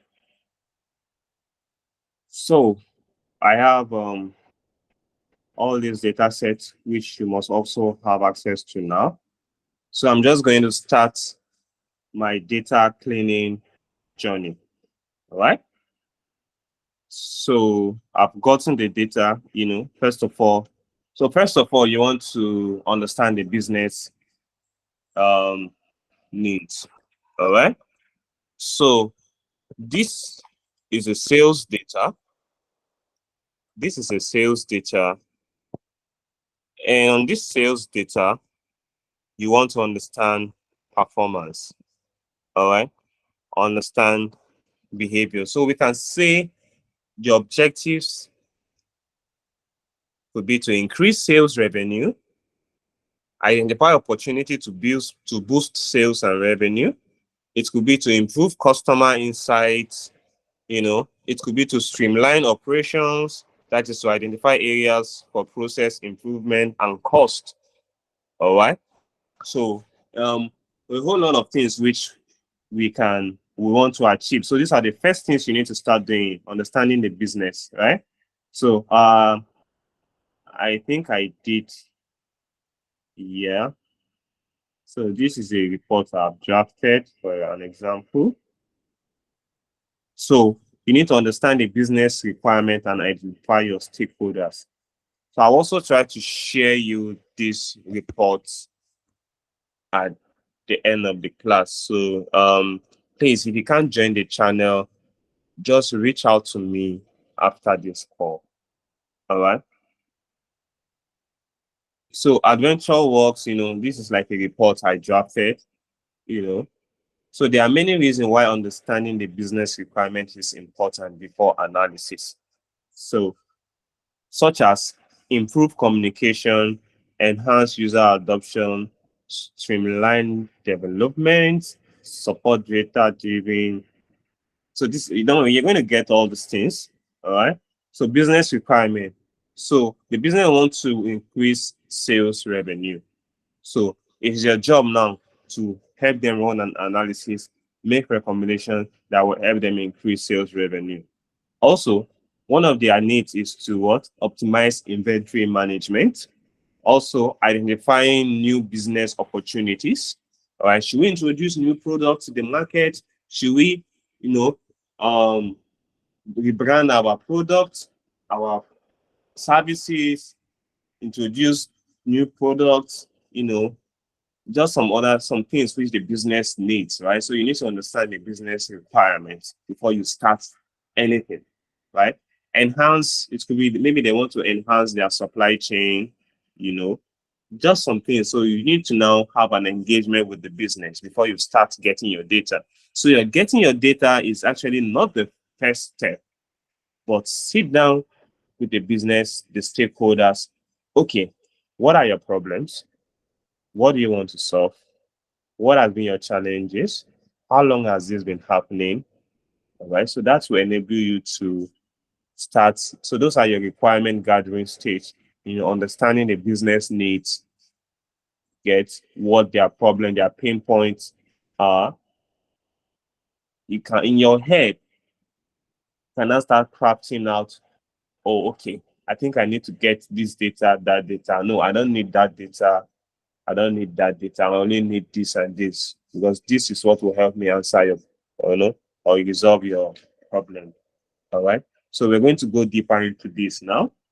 So let's assume I've done my business requirement gathering and all that. I've understood their problems, their pain points, and I've gotten my data.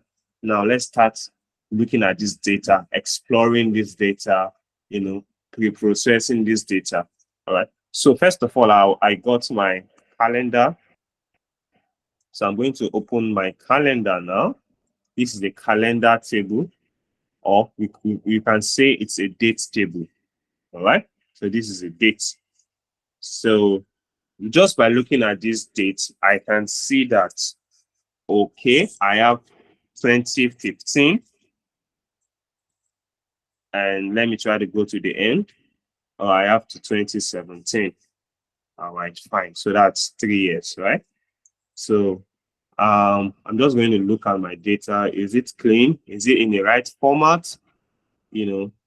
Oh, it's not in the right format, right? The data is not in the right format. What am I seeing is here? Okay, it's in the right format actually. Yeah, it's in the right format. Dates. So this is a date format. So I think my dates, my calendar table or my dates table, whichever one you want to call it, is fine. I can see everything is fine, aligned well. So for you to just, instead of scrolling, I can just put a filter here on this column and see. Oh, now great. 2015, 2016, 2017. Please just ask me question in case you don't get what I'm saying. So I just did a filter. I just put a filter on my dates.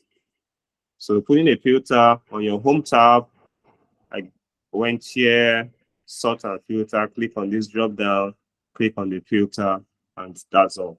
So I can now click on this drop down here to see my dates. See, everything is good. 2016, good, good.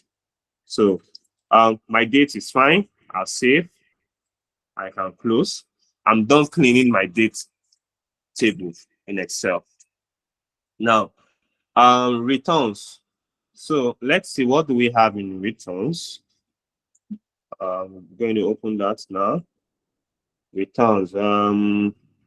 So this is my table, right? So what the first thing I do is I start from the column. I look at my column. Is it giving me all the information I need? Am I seeing the column names properly? If not, I want to see the column names properly. So I just adjust this. Okay, the first column is actually return date. This, oh, territory key, fine. I adjust this product key, okay. Return quantity. All right, that's fine. So return date, there's a date. So the next thing I do, right? I convert the column. I put a filter on the column. All right. Put a filter so that I can properly drill down and see, explore my table much more. So I don't want to keep scrolling because I know there might be some inconsistencies in this date. Exactly.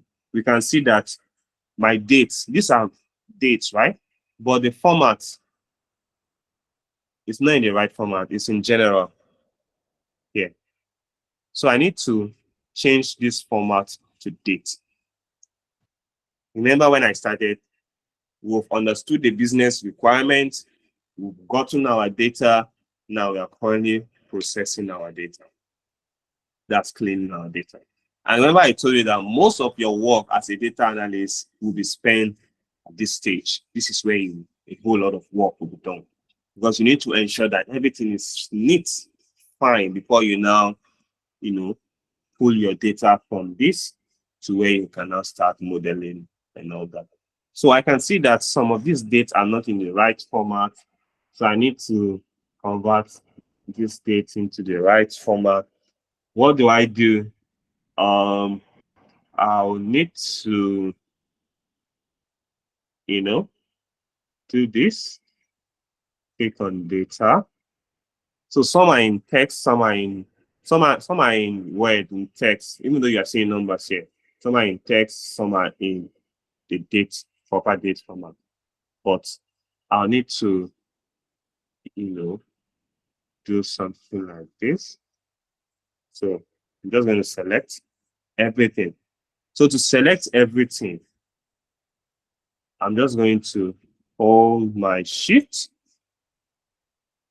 control, and my down button.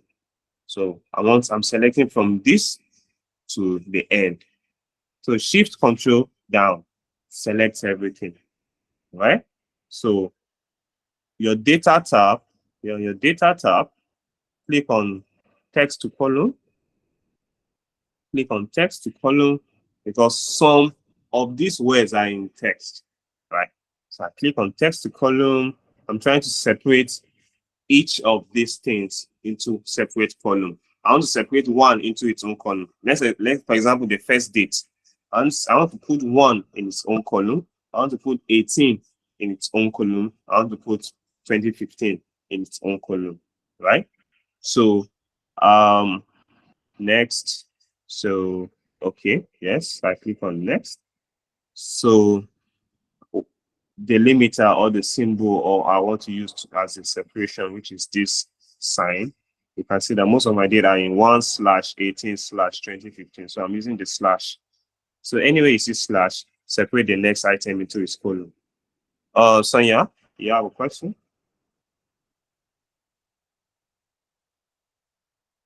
Sonia, please go ahead.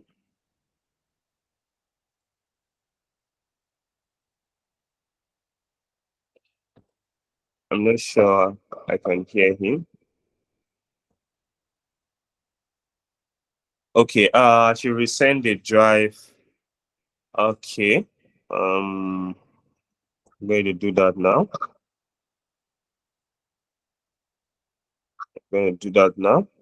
So I've dropped it on the chat. Okay, so this is done. Destination. So when you click on next, it brings you to where do I want to place all these things I'm separating. So I don't want to place it here. So the system already assumed that I want to place it here, but no, You come here. I want to select my own location here. So I click on this and say I want to place it here. This F2, F2, fine, F2, then click on finish.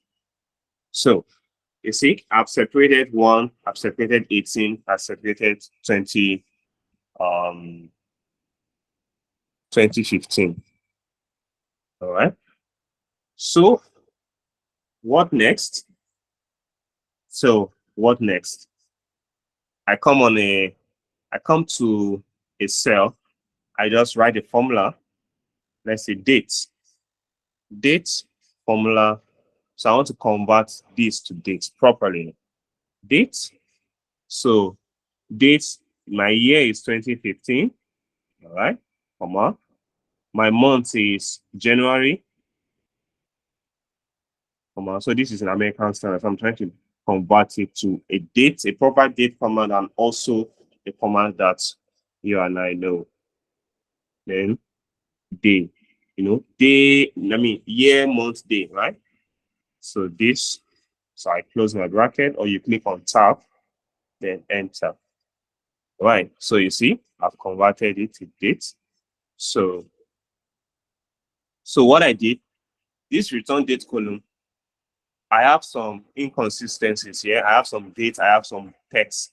So I separated everything to a separate column. Then from this column, I'm converting it to a proper date now, right? So I've done for the first one, so it will be easier for me to just, duplicate, copy to the format across board, just like this, double click on this, or you can just, and just do this way. Shouldn't have done that though, but let's go back.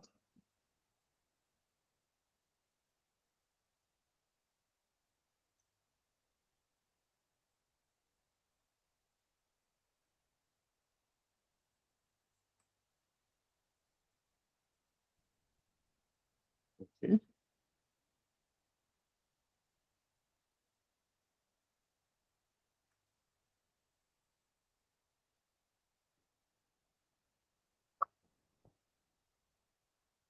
So I think, all right, go back up. So I have my dates, so I can copy this and I can replace it with this one. All right. So to replace, you just paste it. You can, but you are not pasting the format. You are pasting the value.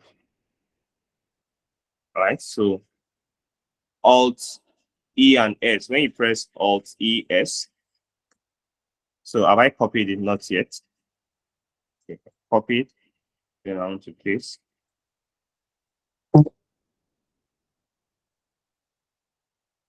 So I want to paste now.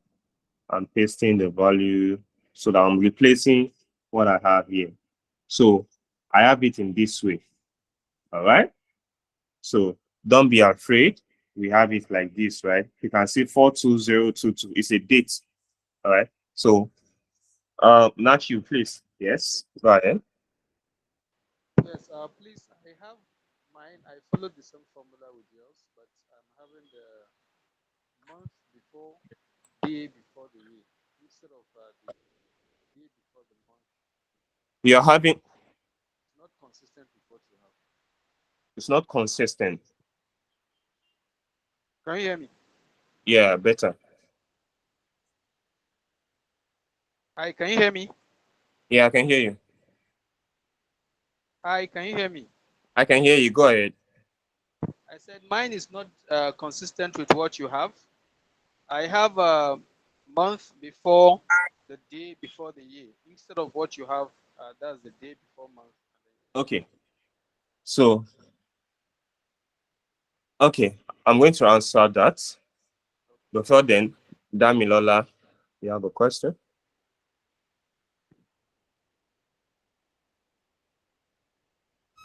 Good morning. Yeah, one. Same with mine too. I have the same issue. It is. Okay. Were you able to get to this point? To this Yes. point where, all right, good. So come to a cell, right? Equal to date, all right? Tab, right? Then click on the year cell, which is 2015.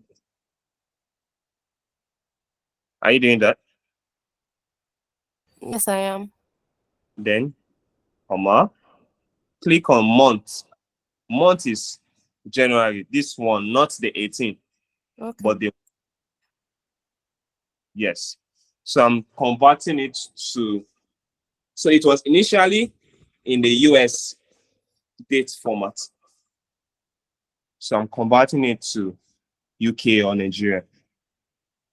So this, then 18, which is our day. Day. Then close your brackets and equal to. You should have 18/01/15. No, I have 1/18/2015. So you might need to share your screen. Okay. Someone has Sonia. You have a question?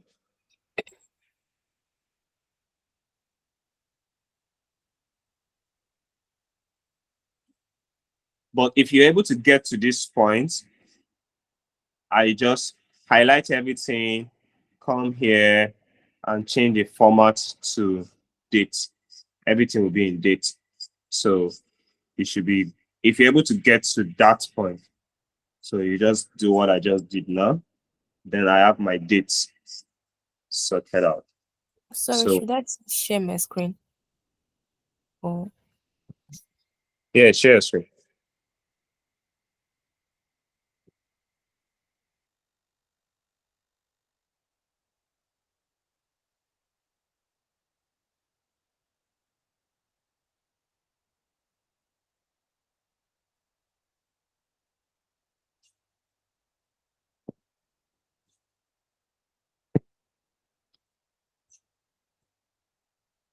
Are you sharing your screen?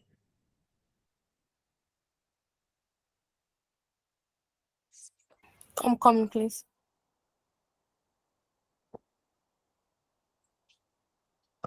Okay. So while we wait, so I don't need all these ones again. I'm just going to remove them, delete them. So I'm done. All right. So I'm going to stop sharing so I can see your screen.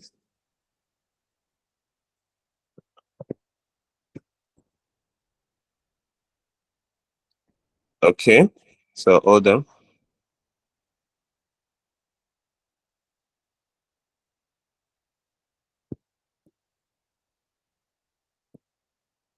So first of all,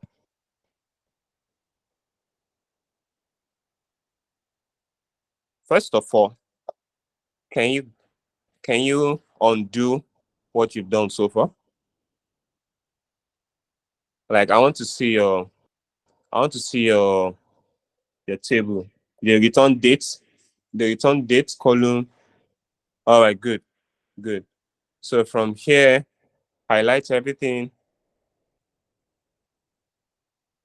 No, like from A2, from cell A2. No, you just this is how you highlight everything. Control Shift. Have you highlighted everything? Not the whole. No, no, no. Go back. Go back to the top. Now click on cell A2. A2, which is the first date. Good. So Control Shift and down.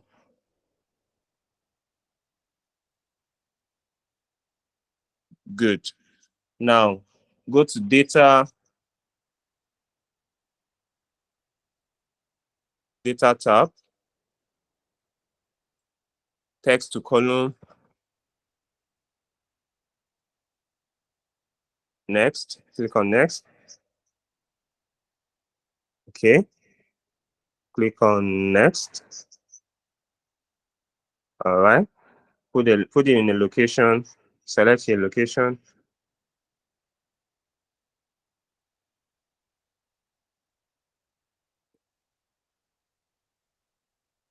Okay. Yes. All right. Okay. Finish. All right.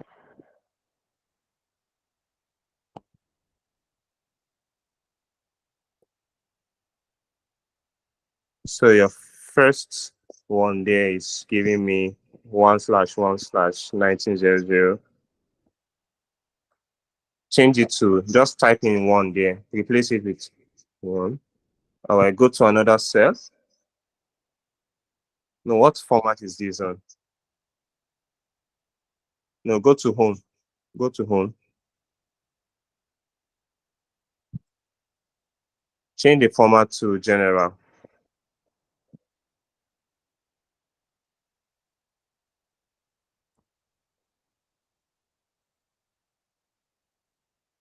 All right. So go to cell N. That should be N3, right? Yes. All right. So write the date formula. Tab. Click on 2015. Comma. Click on 1. 1. Comma. 18. Tab.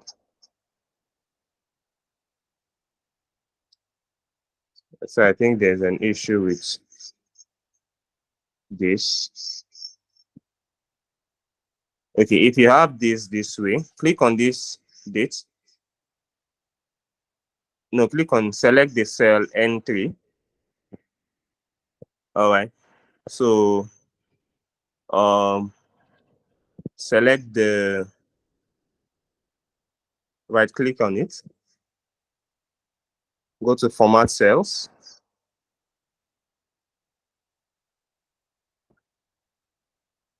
Go to custom. So let's try to select, scroll and find day, month, year. Do you have day, month, year?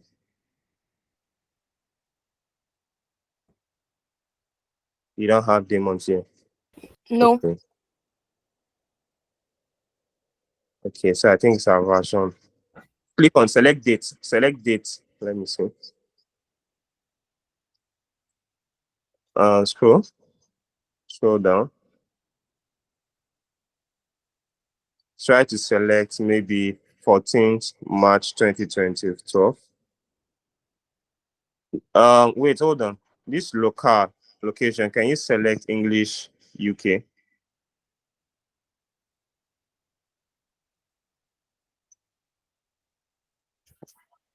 All right, can you click on OK? Okay. All right, so you know what to do now. You can now, I don't know if the Nafi was following, but you should do the same too. Yes, I followed and I fixed it. Thank you. All right, great. Mm. So I think I can share my screen now so we can go ahead.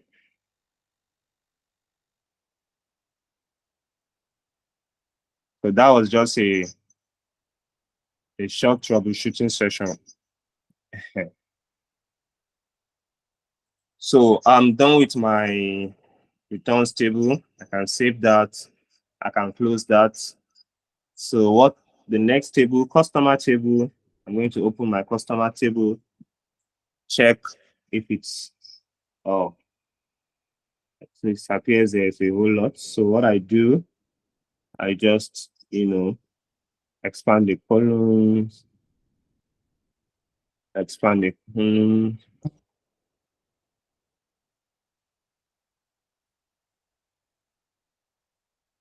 I want to see everything.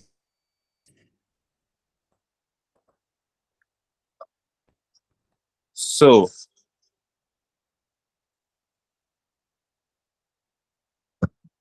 I'm going to tell you the first thing I do. . 。 . 。 . 。 . 。 . 。 . . . . . . . . . . . . . . . . . . . . . . . . . . . . . . . . . . . . . . . . . . . . . . . . .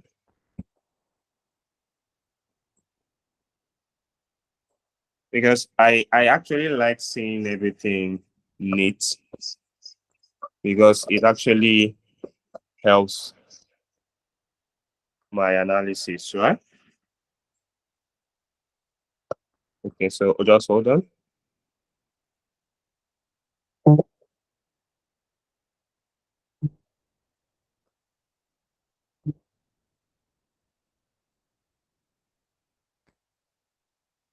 All right, so I have customer key, prefix, last name, first name, date of birth. Do I need date of birth in my analysis? For me, because what I want to achieve, because I've understood the business requirements, right? So that's it's key as a data analyst for you to understand the business needs. So what the business wants to achieve, if the date of birth column is not necessary for me, if I can do without it, I'll try my possible best to remove unnecessary columns so that my data table is not too large, containing information that I don't need, that will not aid my analysis. So for me, I don't need a birth date column. I don't even need this column. I don't need the email address column. So why I'm saying this is because, so what I do, first of all, I select all the column, I filter it, put the filter, then you can now see, let me filter the email address. There are thousands of, I don't need it, so I'm going to delete it. I don't need it. You might need it. Depends on your analysis, what you want to achieve, right? But in this case, what the business needs from me, they just want to understand things around their sales and performance. I don't need the email of customers. That can be on the DB, on the database. It can be queried, it can be used by, maybe the marketing team, But for this analysis I want to run, I don't need it. So I've taken that off. What am I going to do next? So I can see first name, last name. All right. What I want to do now, I want to combine or concatenate first name and last name.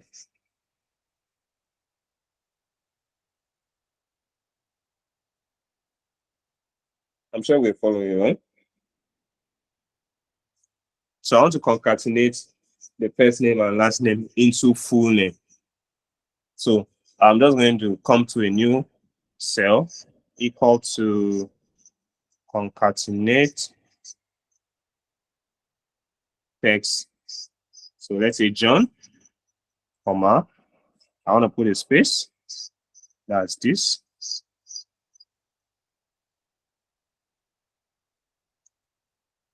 Comma, Yang.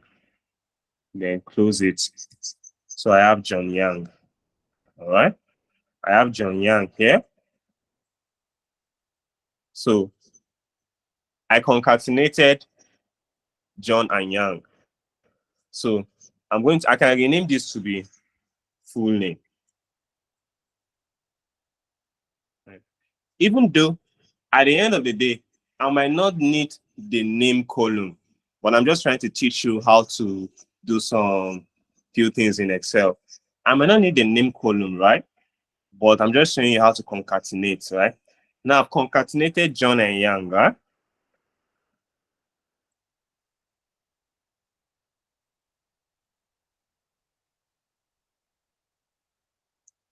So I can so I'm having issue with just copying across. I don't want to keep doing this. I don't want to keep doing this. No.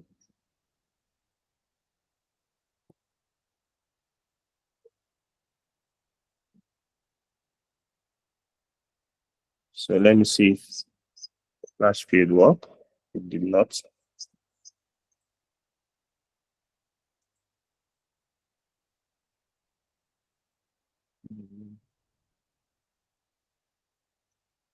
Okay. So let me do this first of all. Let me convert this to a table. Okay.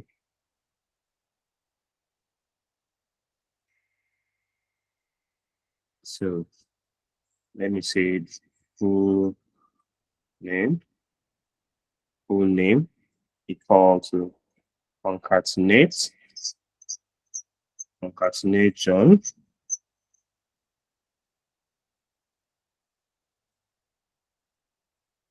Concatenate John. Same formula there. And Yan. So good. So formatting into a table will even make the work easier for me because it automatically filled everything. So if you can do that, now I have my full name. I can decide to go and delete those ones there because I don't need them actually. But now I have this as in capital letters, but I don't want it this way. So I'm going to come here and put it in a proper form. Proper John Yang tab. You see? Now this is the proper way of how name should be, you know. So I use the same formula. I just, I'm just converting this John Yang, the one I concatenated, into a proper way of how name should appear. So this is the formula proper, then you select the cell. So what I can do now, this is the name I want. I copy it, copy everything. I can come here, replace this first name with, by pasting, what's it called? Where is it? Have I copied it?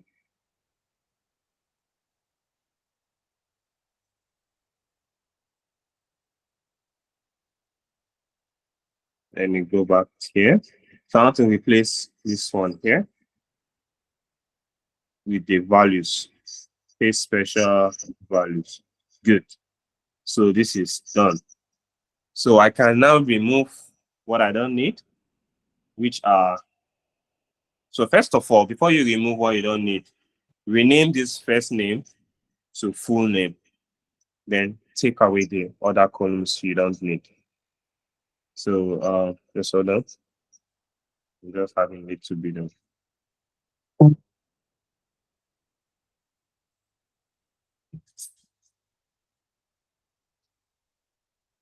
So I'm going to replace this to be full name. Right? So I don't need this. I'm going to delete that, delete this, delete this. Where is it? Where is cut? Oh, I can't cut. Okay. That's because I converted it to fine. And most of these things, right, we can also do it on Power BI, but I like to do my as much possible cleaning I can do in Excel before I move to Power BI. So this prefix, Mr., and I also have gender. In a way, they are repetition because I know a Mr. is a male, a Miss or a Mrs. is a female. So I don't need this prefix. I'm going to delete it. So I have the customer key name. Yeah, I said I don't need the birth dates. I'm deleting that as well. I can leave the marital status so that I can, categorize using a pie chart the percentage of male to female or percentage of married to single. You see why we're doing this now. So I have that. I can also see a column called annual income. So it's in, I think this is in text. Yes, in general format. So, but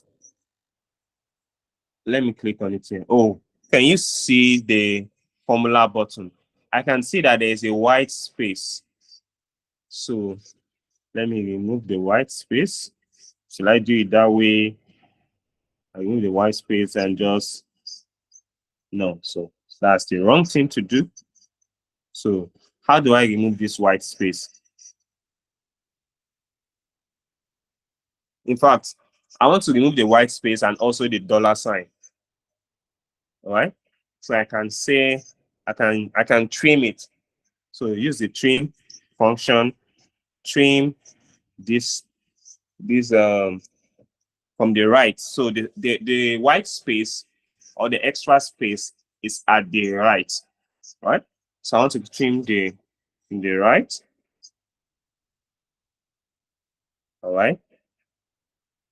This cell. Okay. No. So let's do it this way. Right. So you have to also use the len function. Len of this cell. What do I want to trim? That cell, right? And also remove the dollar. So this is giving me this way 7, no.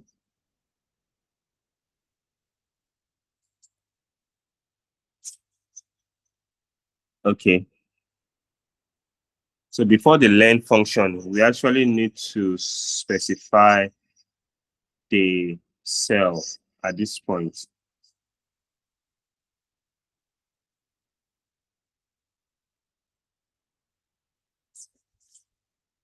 Yeah.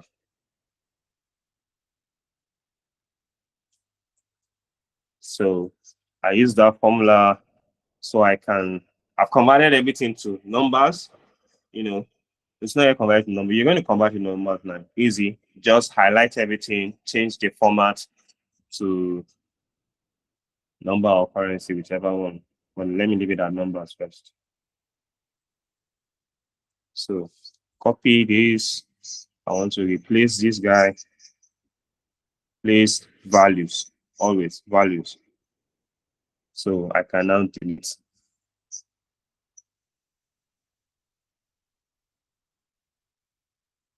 Convert it back to numbers. Numbers. Yes.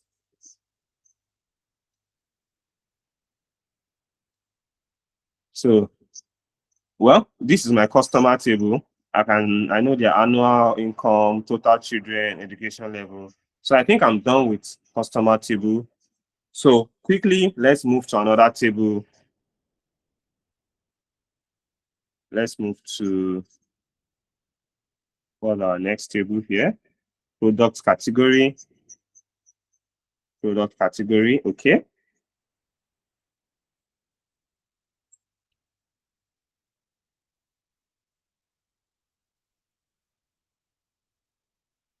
Easy. So I have just 4 product categories.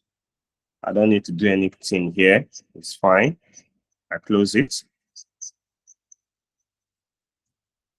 So product subcategories. So because of time, this is also fine. I don't think I need to do anything. Let me just put the filter just to see that everything is fine here. Okay, this is okay.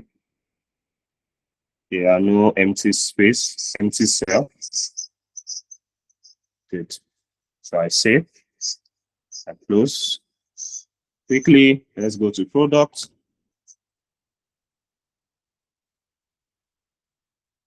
Oh, so I think we'll need to do some cleaning. First of all, let me filter the volume. So let me check, is everything fine here? I guess. Product SKU, what's it? I don't think I need it.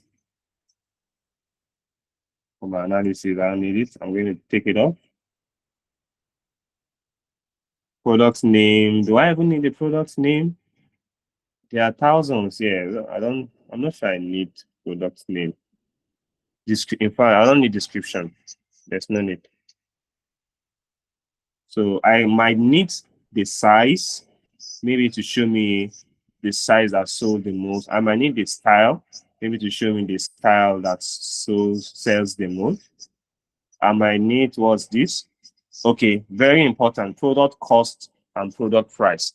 because these are what I will use to calculate my total sales, my profit, and all that. So it's important I keep this product cost and price, and maybe the product name and model name. Okay, what's this product color? Well, maybe I might keep it. Well, let me just leave it this way. So please, hold on a minute.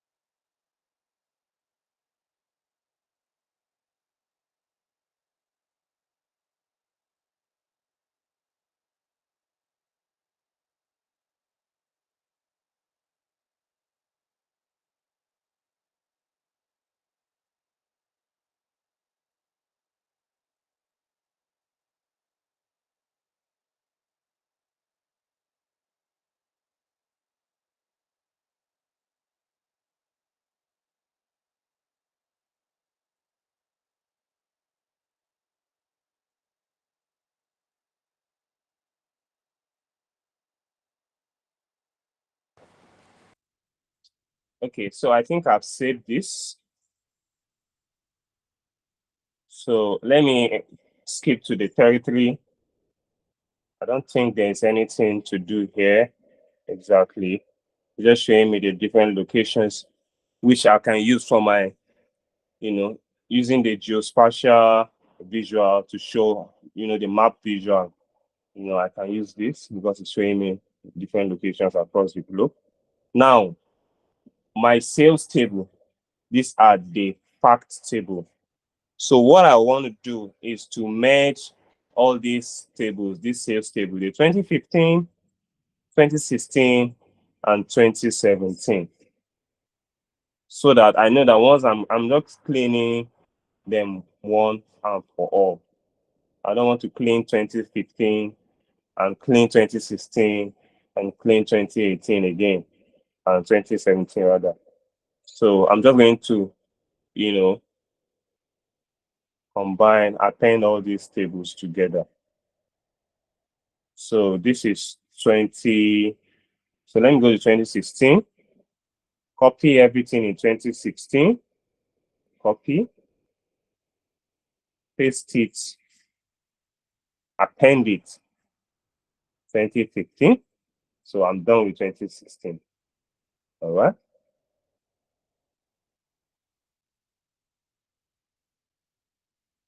I'm closing 2016. So we go to 2017.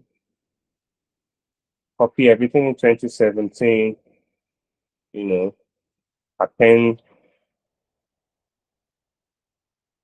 it here. All right. So I can now rename this table to sales instead of sales 2015. So I'm done with this. I can close this and save. Now I have my sales table. This is my sales table. So I can now format them one at a time. So I have the order date, I have the stock date, I have the order number, I have the product key, the customer key, territory key, order line, and order quantity. Excellent. So you remember the formatting, the date formatting we did for our first table, our return table. You're going to do the exact same thing for this. So I don't need a stock date.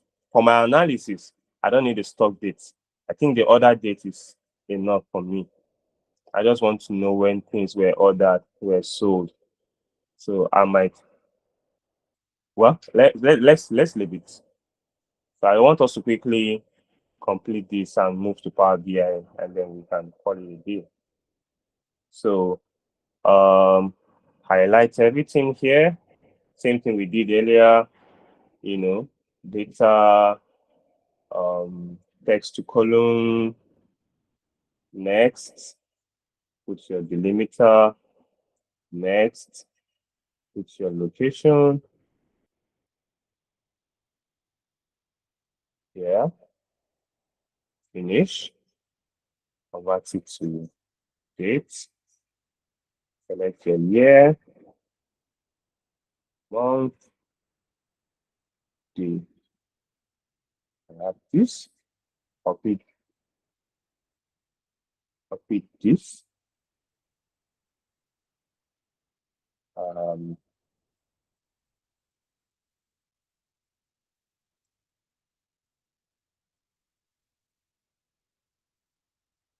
so I think I can copy this, paste it here,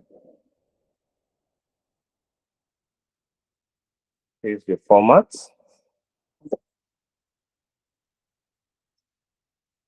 Good. So no, so format.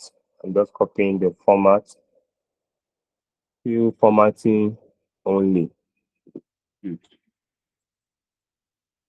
So delete this. So we can do same for our other dates, our stock date rather. From the text to column. Next, to the location. Yes. Finish. So date, year, month, day. Good.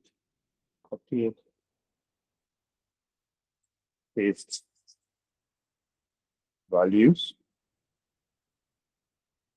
Good. So copy dot format. Fill formatting only. Good. Then we have some in this format. Dates. Here's the date. Here's date.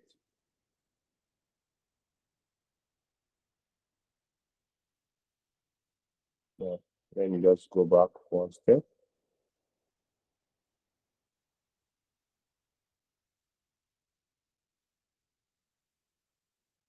Now dates, subdates. So this is not giving me. Okay. So let's do this first of all.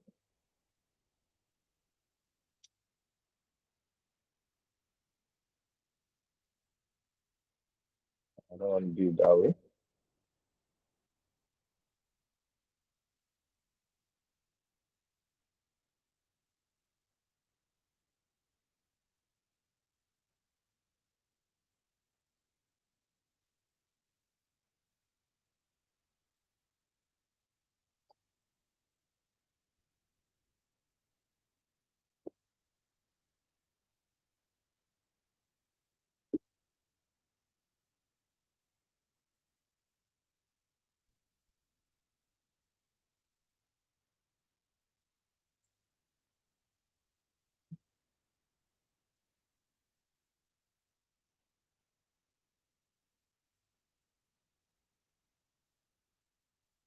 So let me convert this to table.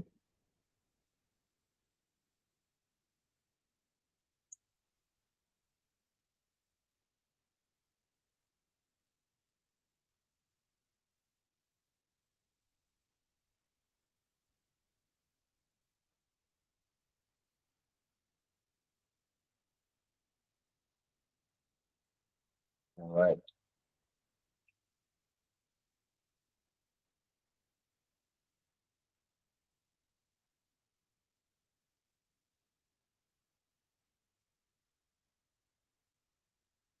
Copy.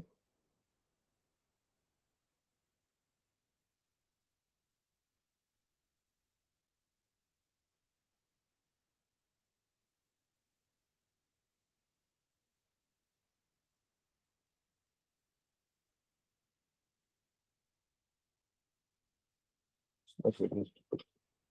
Okay. Now let's use this as our stock date. So let's delete this.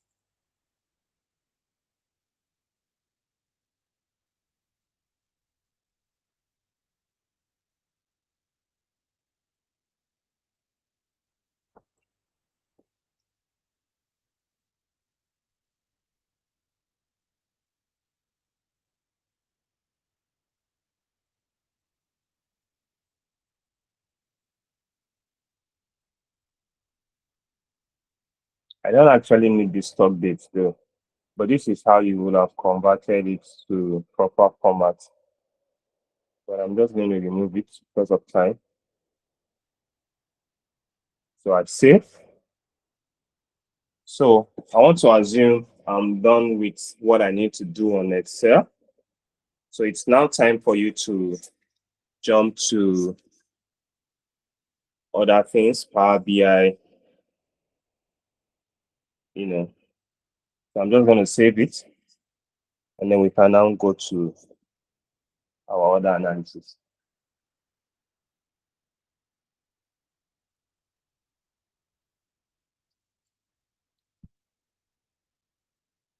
So close this. So you create a Power BI. I don't know. I'm not sure how many of you already have Power BI. So there are different visualization tools you can use. You can use Power BI, Tableau, and all that, or even Excel, right? But I think let's use Power BI here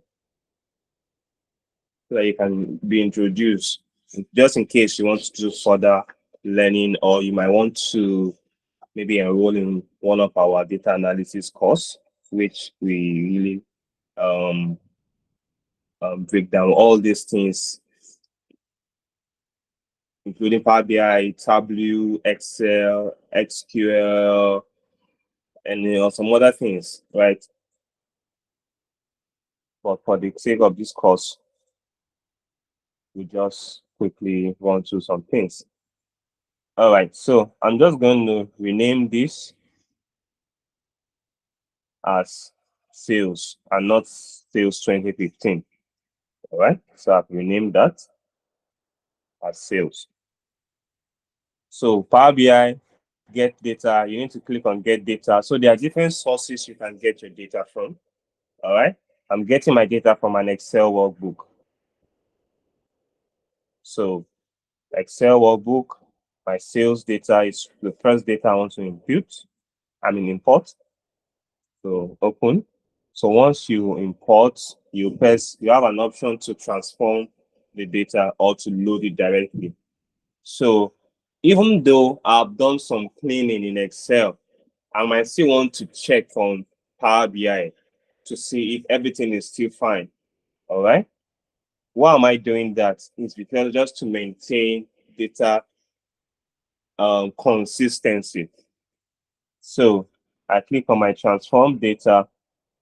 So it's going to take me to the Power Query editor on Power BI. All right. Then let me delete this one. So you see, I need to now. There are different processes in a data analysis process, right? Now, I'm on Power BI. I want to start doing some other pre-processing, data cleaning, and some other things. Right. So just by looking at this data, I can see that this column is not properly formatted. I need to convert it to a date format. So you click on this, you change it to date, right? Change that. So I've done one step. So there are some errors somewhere on this other table. So this error must definitely be from my Excel file. So let me go back to my Excel file.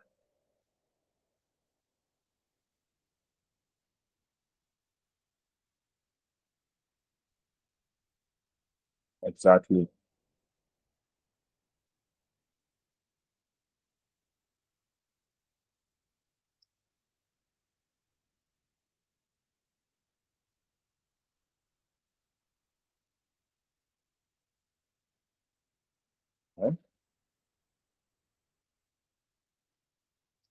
I'm just gonna quickly do what I did.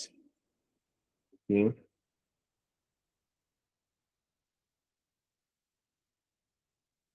Next, put the location, this location. Yes. Finish. Good. So quickly convert this to date. Uh, month. Yeah. Good. So copy this.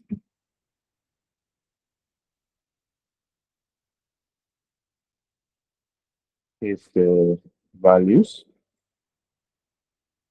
Good. So I can delete, or I can even copy and replace one.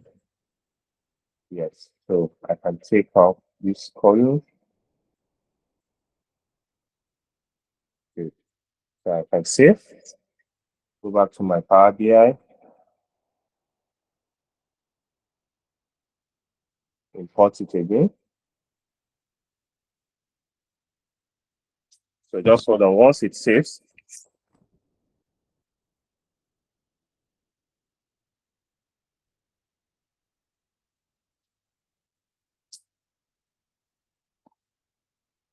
so you know when during the start of this course, I mentioned that most of your activities will be done, you know, at this stage.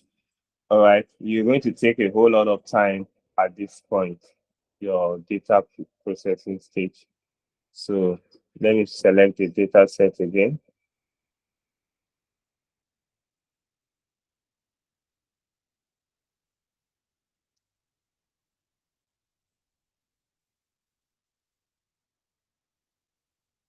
So let's go and pick our sales table.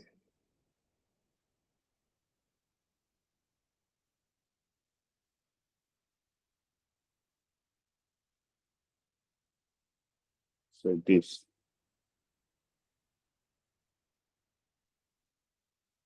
All right. So see, already formatted to date.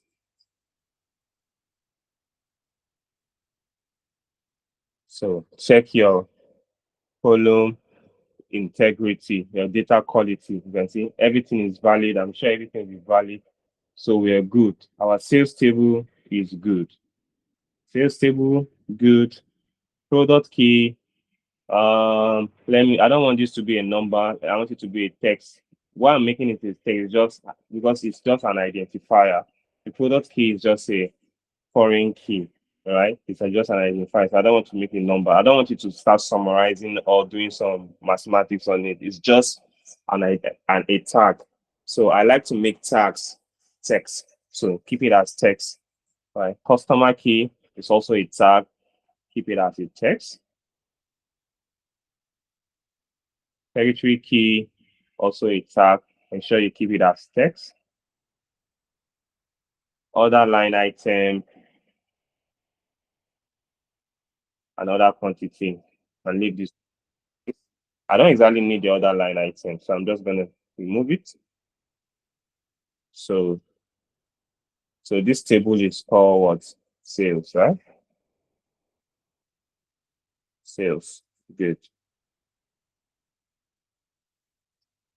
So I need to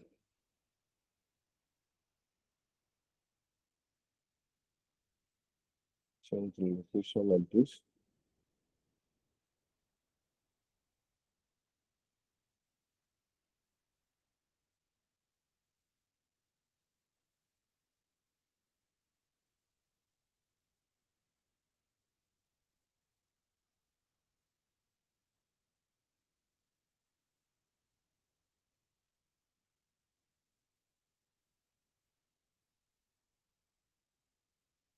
All right.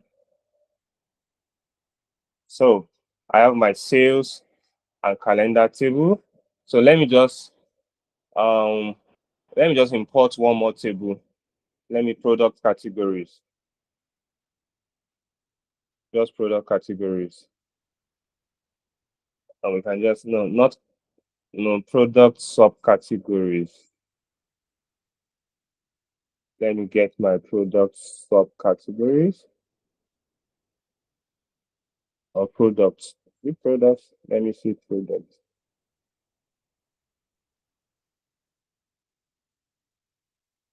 All right. So here as well, I'll quickly check if everything is fine. Product key, put it as text. Product subcategory key, text. Product name, leave it as text. Model name, text. Model color, text. Product size. Let me just put it as text. Product style, put it as text. Product cost. Good. So product cost and product size are actually currency, right? So I'm using product price and product cost. It's actually currencies. So I'm just going to quickly turn them to currencies. So one last thing which I want to do is to merge product sales and product table together. So I want to merge.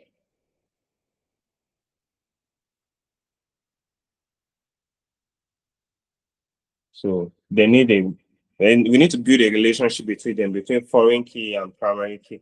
So on the sales table, we have the product key, which is a foreign key, right? While on this product table, the product key, which is a primary key. So we need to select this, and build a relationship and merge the table.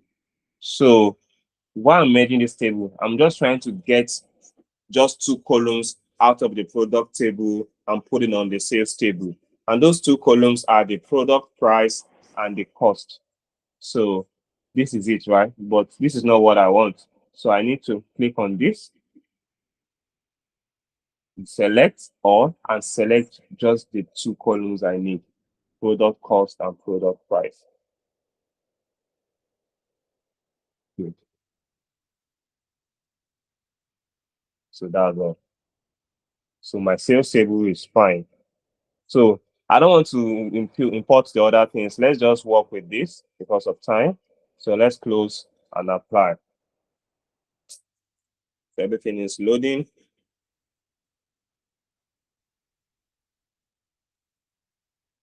Excellent. So we have our tables now. Before we go ahead, we need to quickly build the relationship between this table. So products, this is the calendar table. So this is modeling now. Build a relationship between this, right? So relationship between sales and product table, you can see that the product key are highlighted. That means they are foreign and primary keys. So I think this is done. So quickly on your calendar. All right. Okay. So we've done some cleaning, modeling, importing, and some things like that. So we can quickly see. Now, I want to know. Now, let's come to visualization. Let's start telling the story now. I want to know my total sales, right?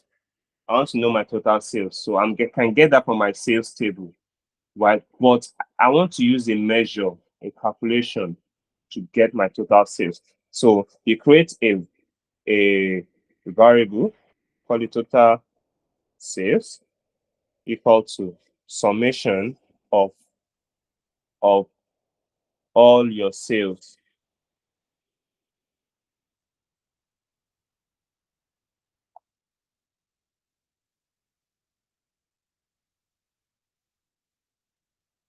All right. So this is my total sales. Quickly, let's create another one called total cost. So you see a summation of all your product costs.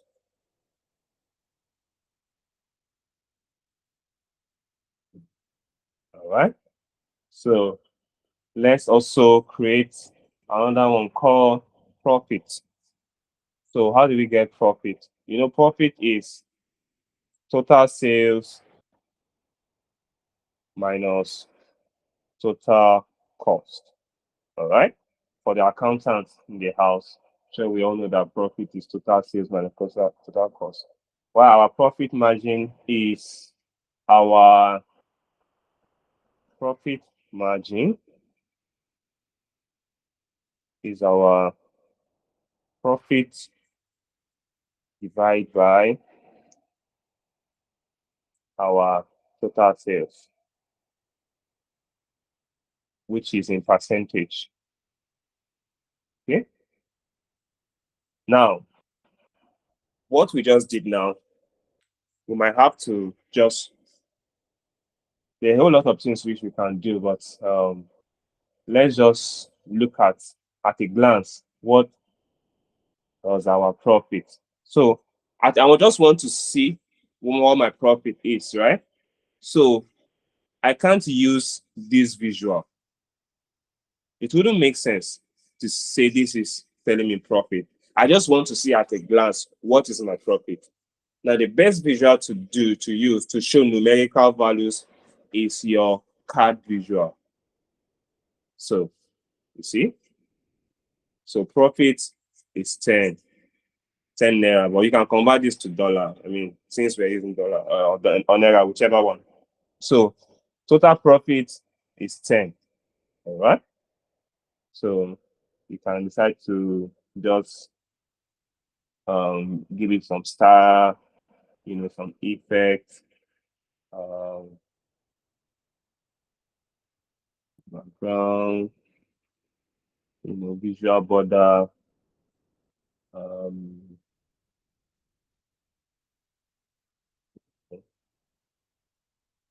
say, I give it this, these are just some things which you can do.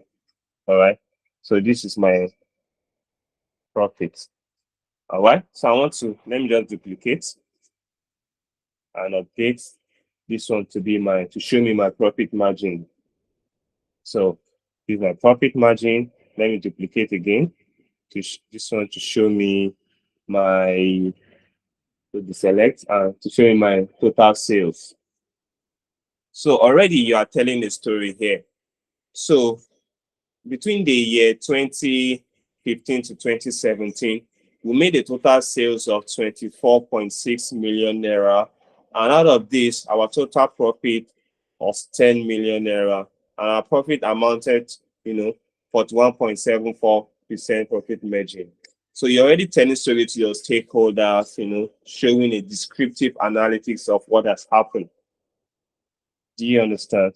So a whole lot of interesting things we can do, but I'm just here to introduce you to data storytelling, which I'm glad I've covered at the beginning of this course. So, and also I have introduced you to data analysis, which I'm also glad I've covered. So this is just some case study which you have access to the data set, you can just go and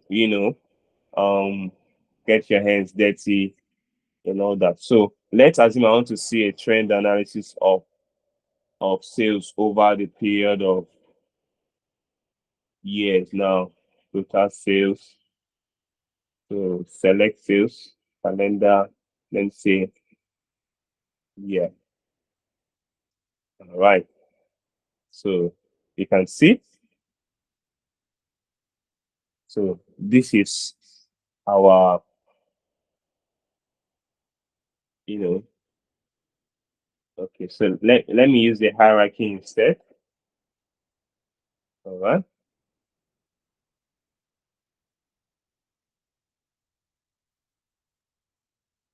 So we can see our sales increased from 2015. You know, when I mentioned about trend analysis, the best visual is a line chart. You can now start telling your story now. Sales in 2015, we had a total sales of just 6.4 million, but we saw an increase, to 9.18 million between 2016 and 20 between 2015 and 2016, which you can add another, let's say that our profit margin, let's call it, let's see it here. No, not here.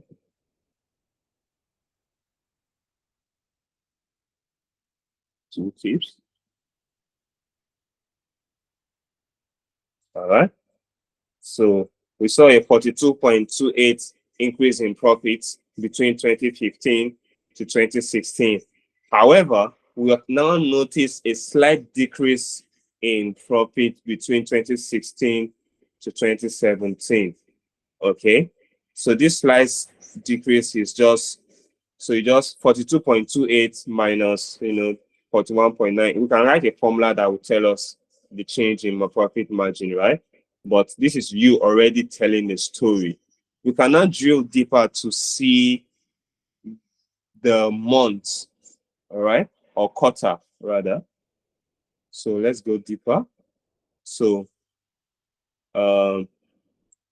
let's first of all let's see what happened in 2015. So you click on 2015. So this is 2015. It shows you profit increase, profit change, the trend in sales, over the period of 2015. We notice our highest sales was in the second quarter of the year. So second quarter is between April, May, June. So we had most of our sales in April, May, June. However, we saw a great decrease in sales in July, August, September. You can see July, August, September, and even in fact up to November, up to December, our sales dropped. So, what could have influenced sales to drop?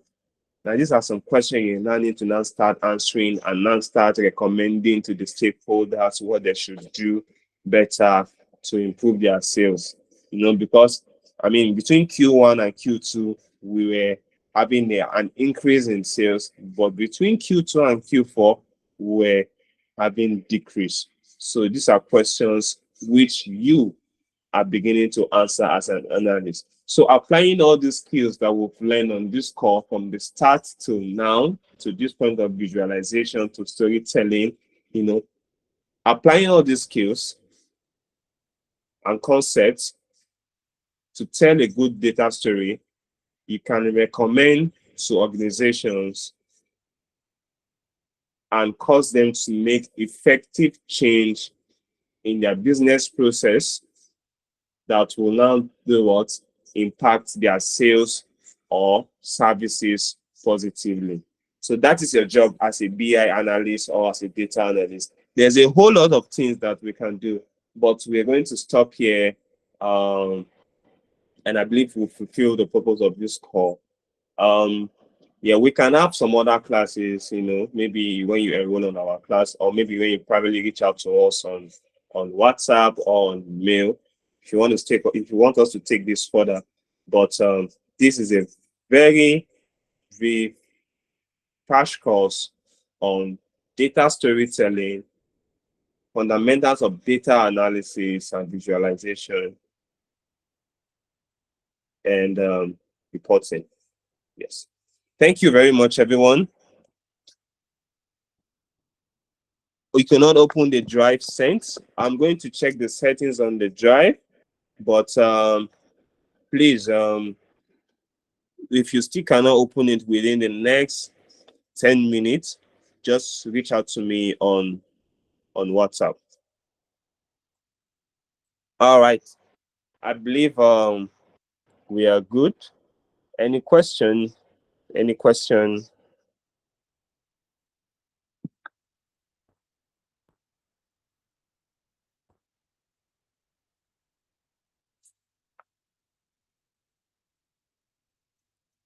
All right, so we've come to the end of this class. All the resources will be available to you after the end of this class, and I'm sure we all find this class impactful and engaging, and I hope to collaborate with you all soon and discuss further.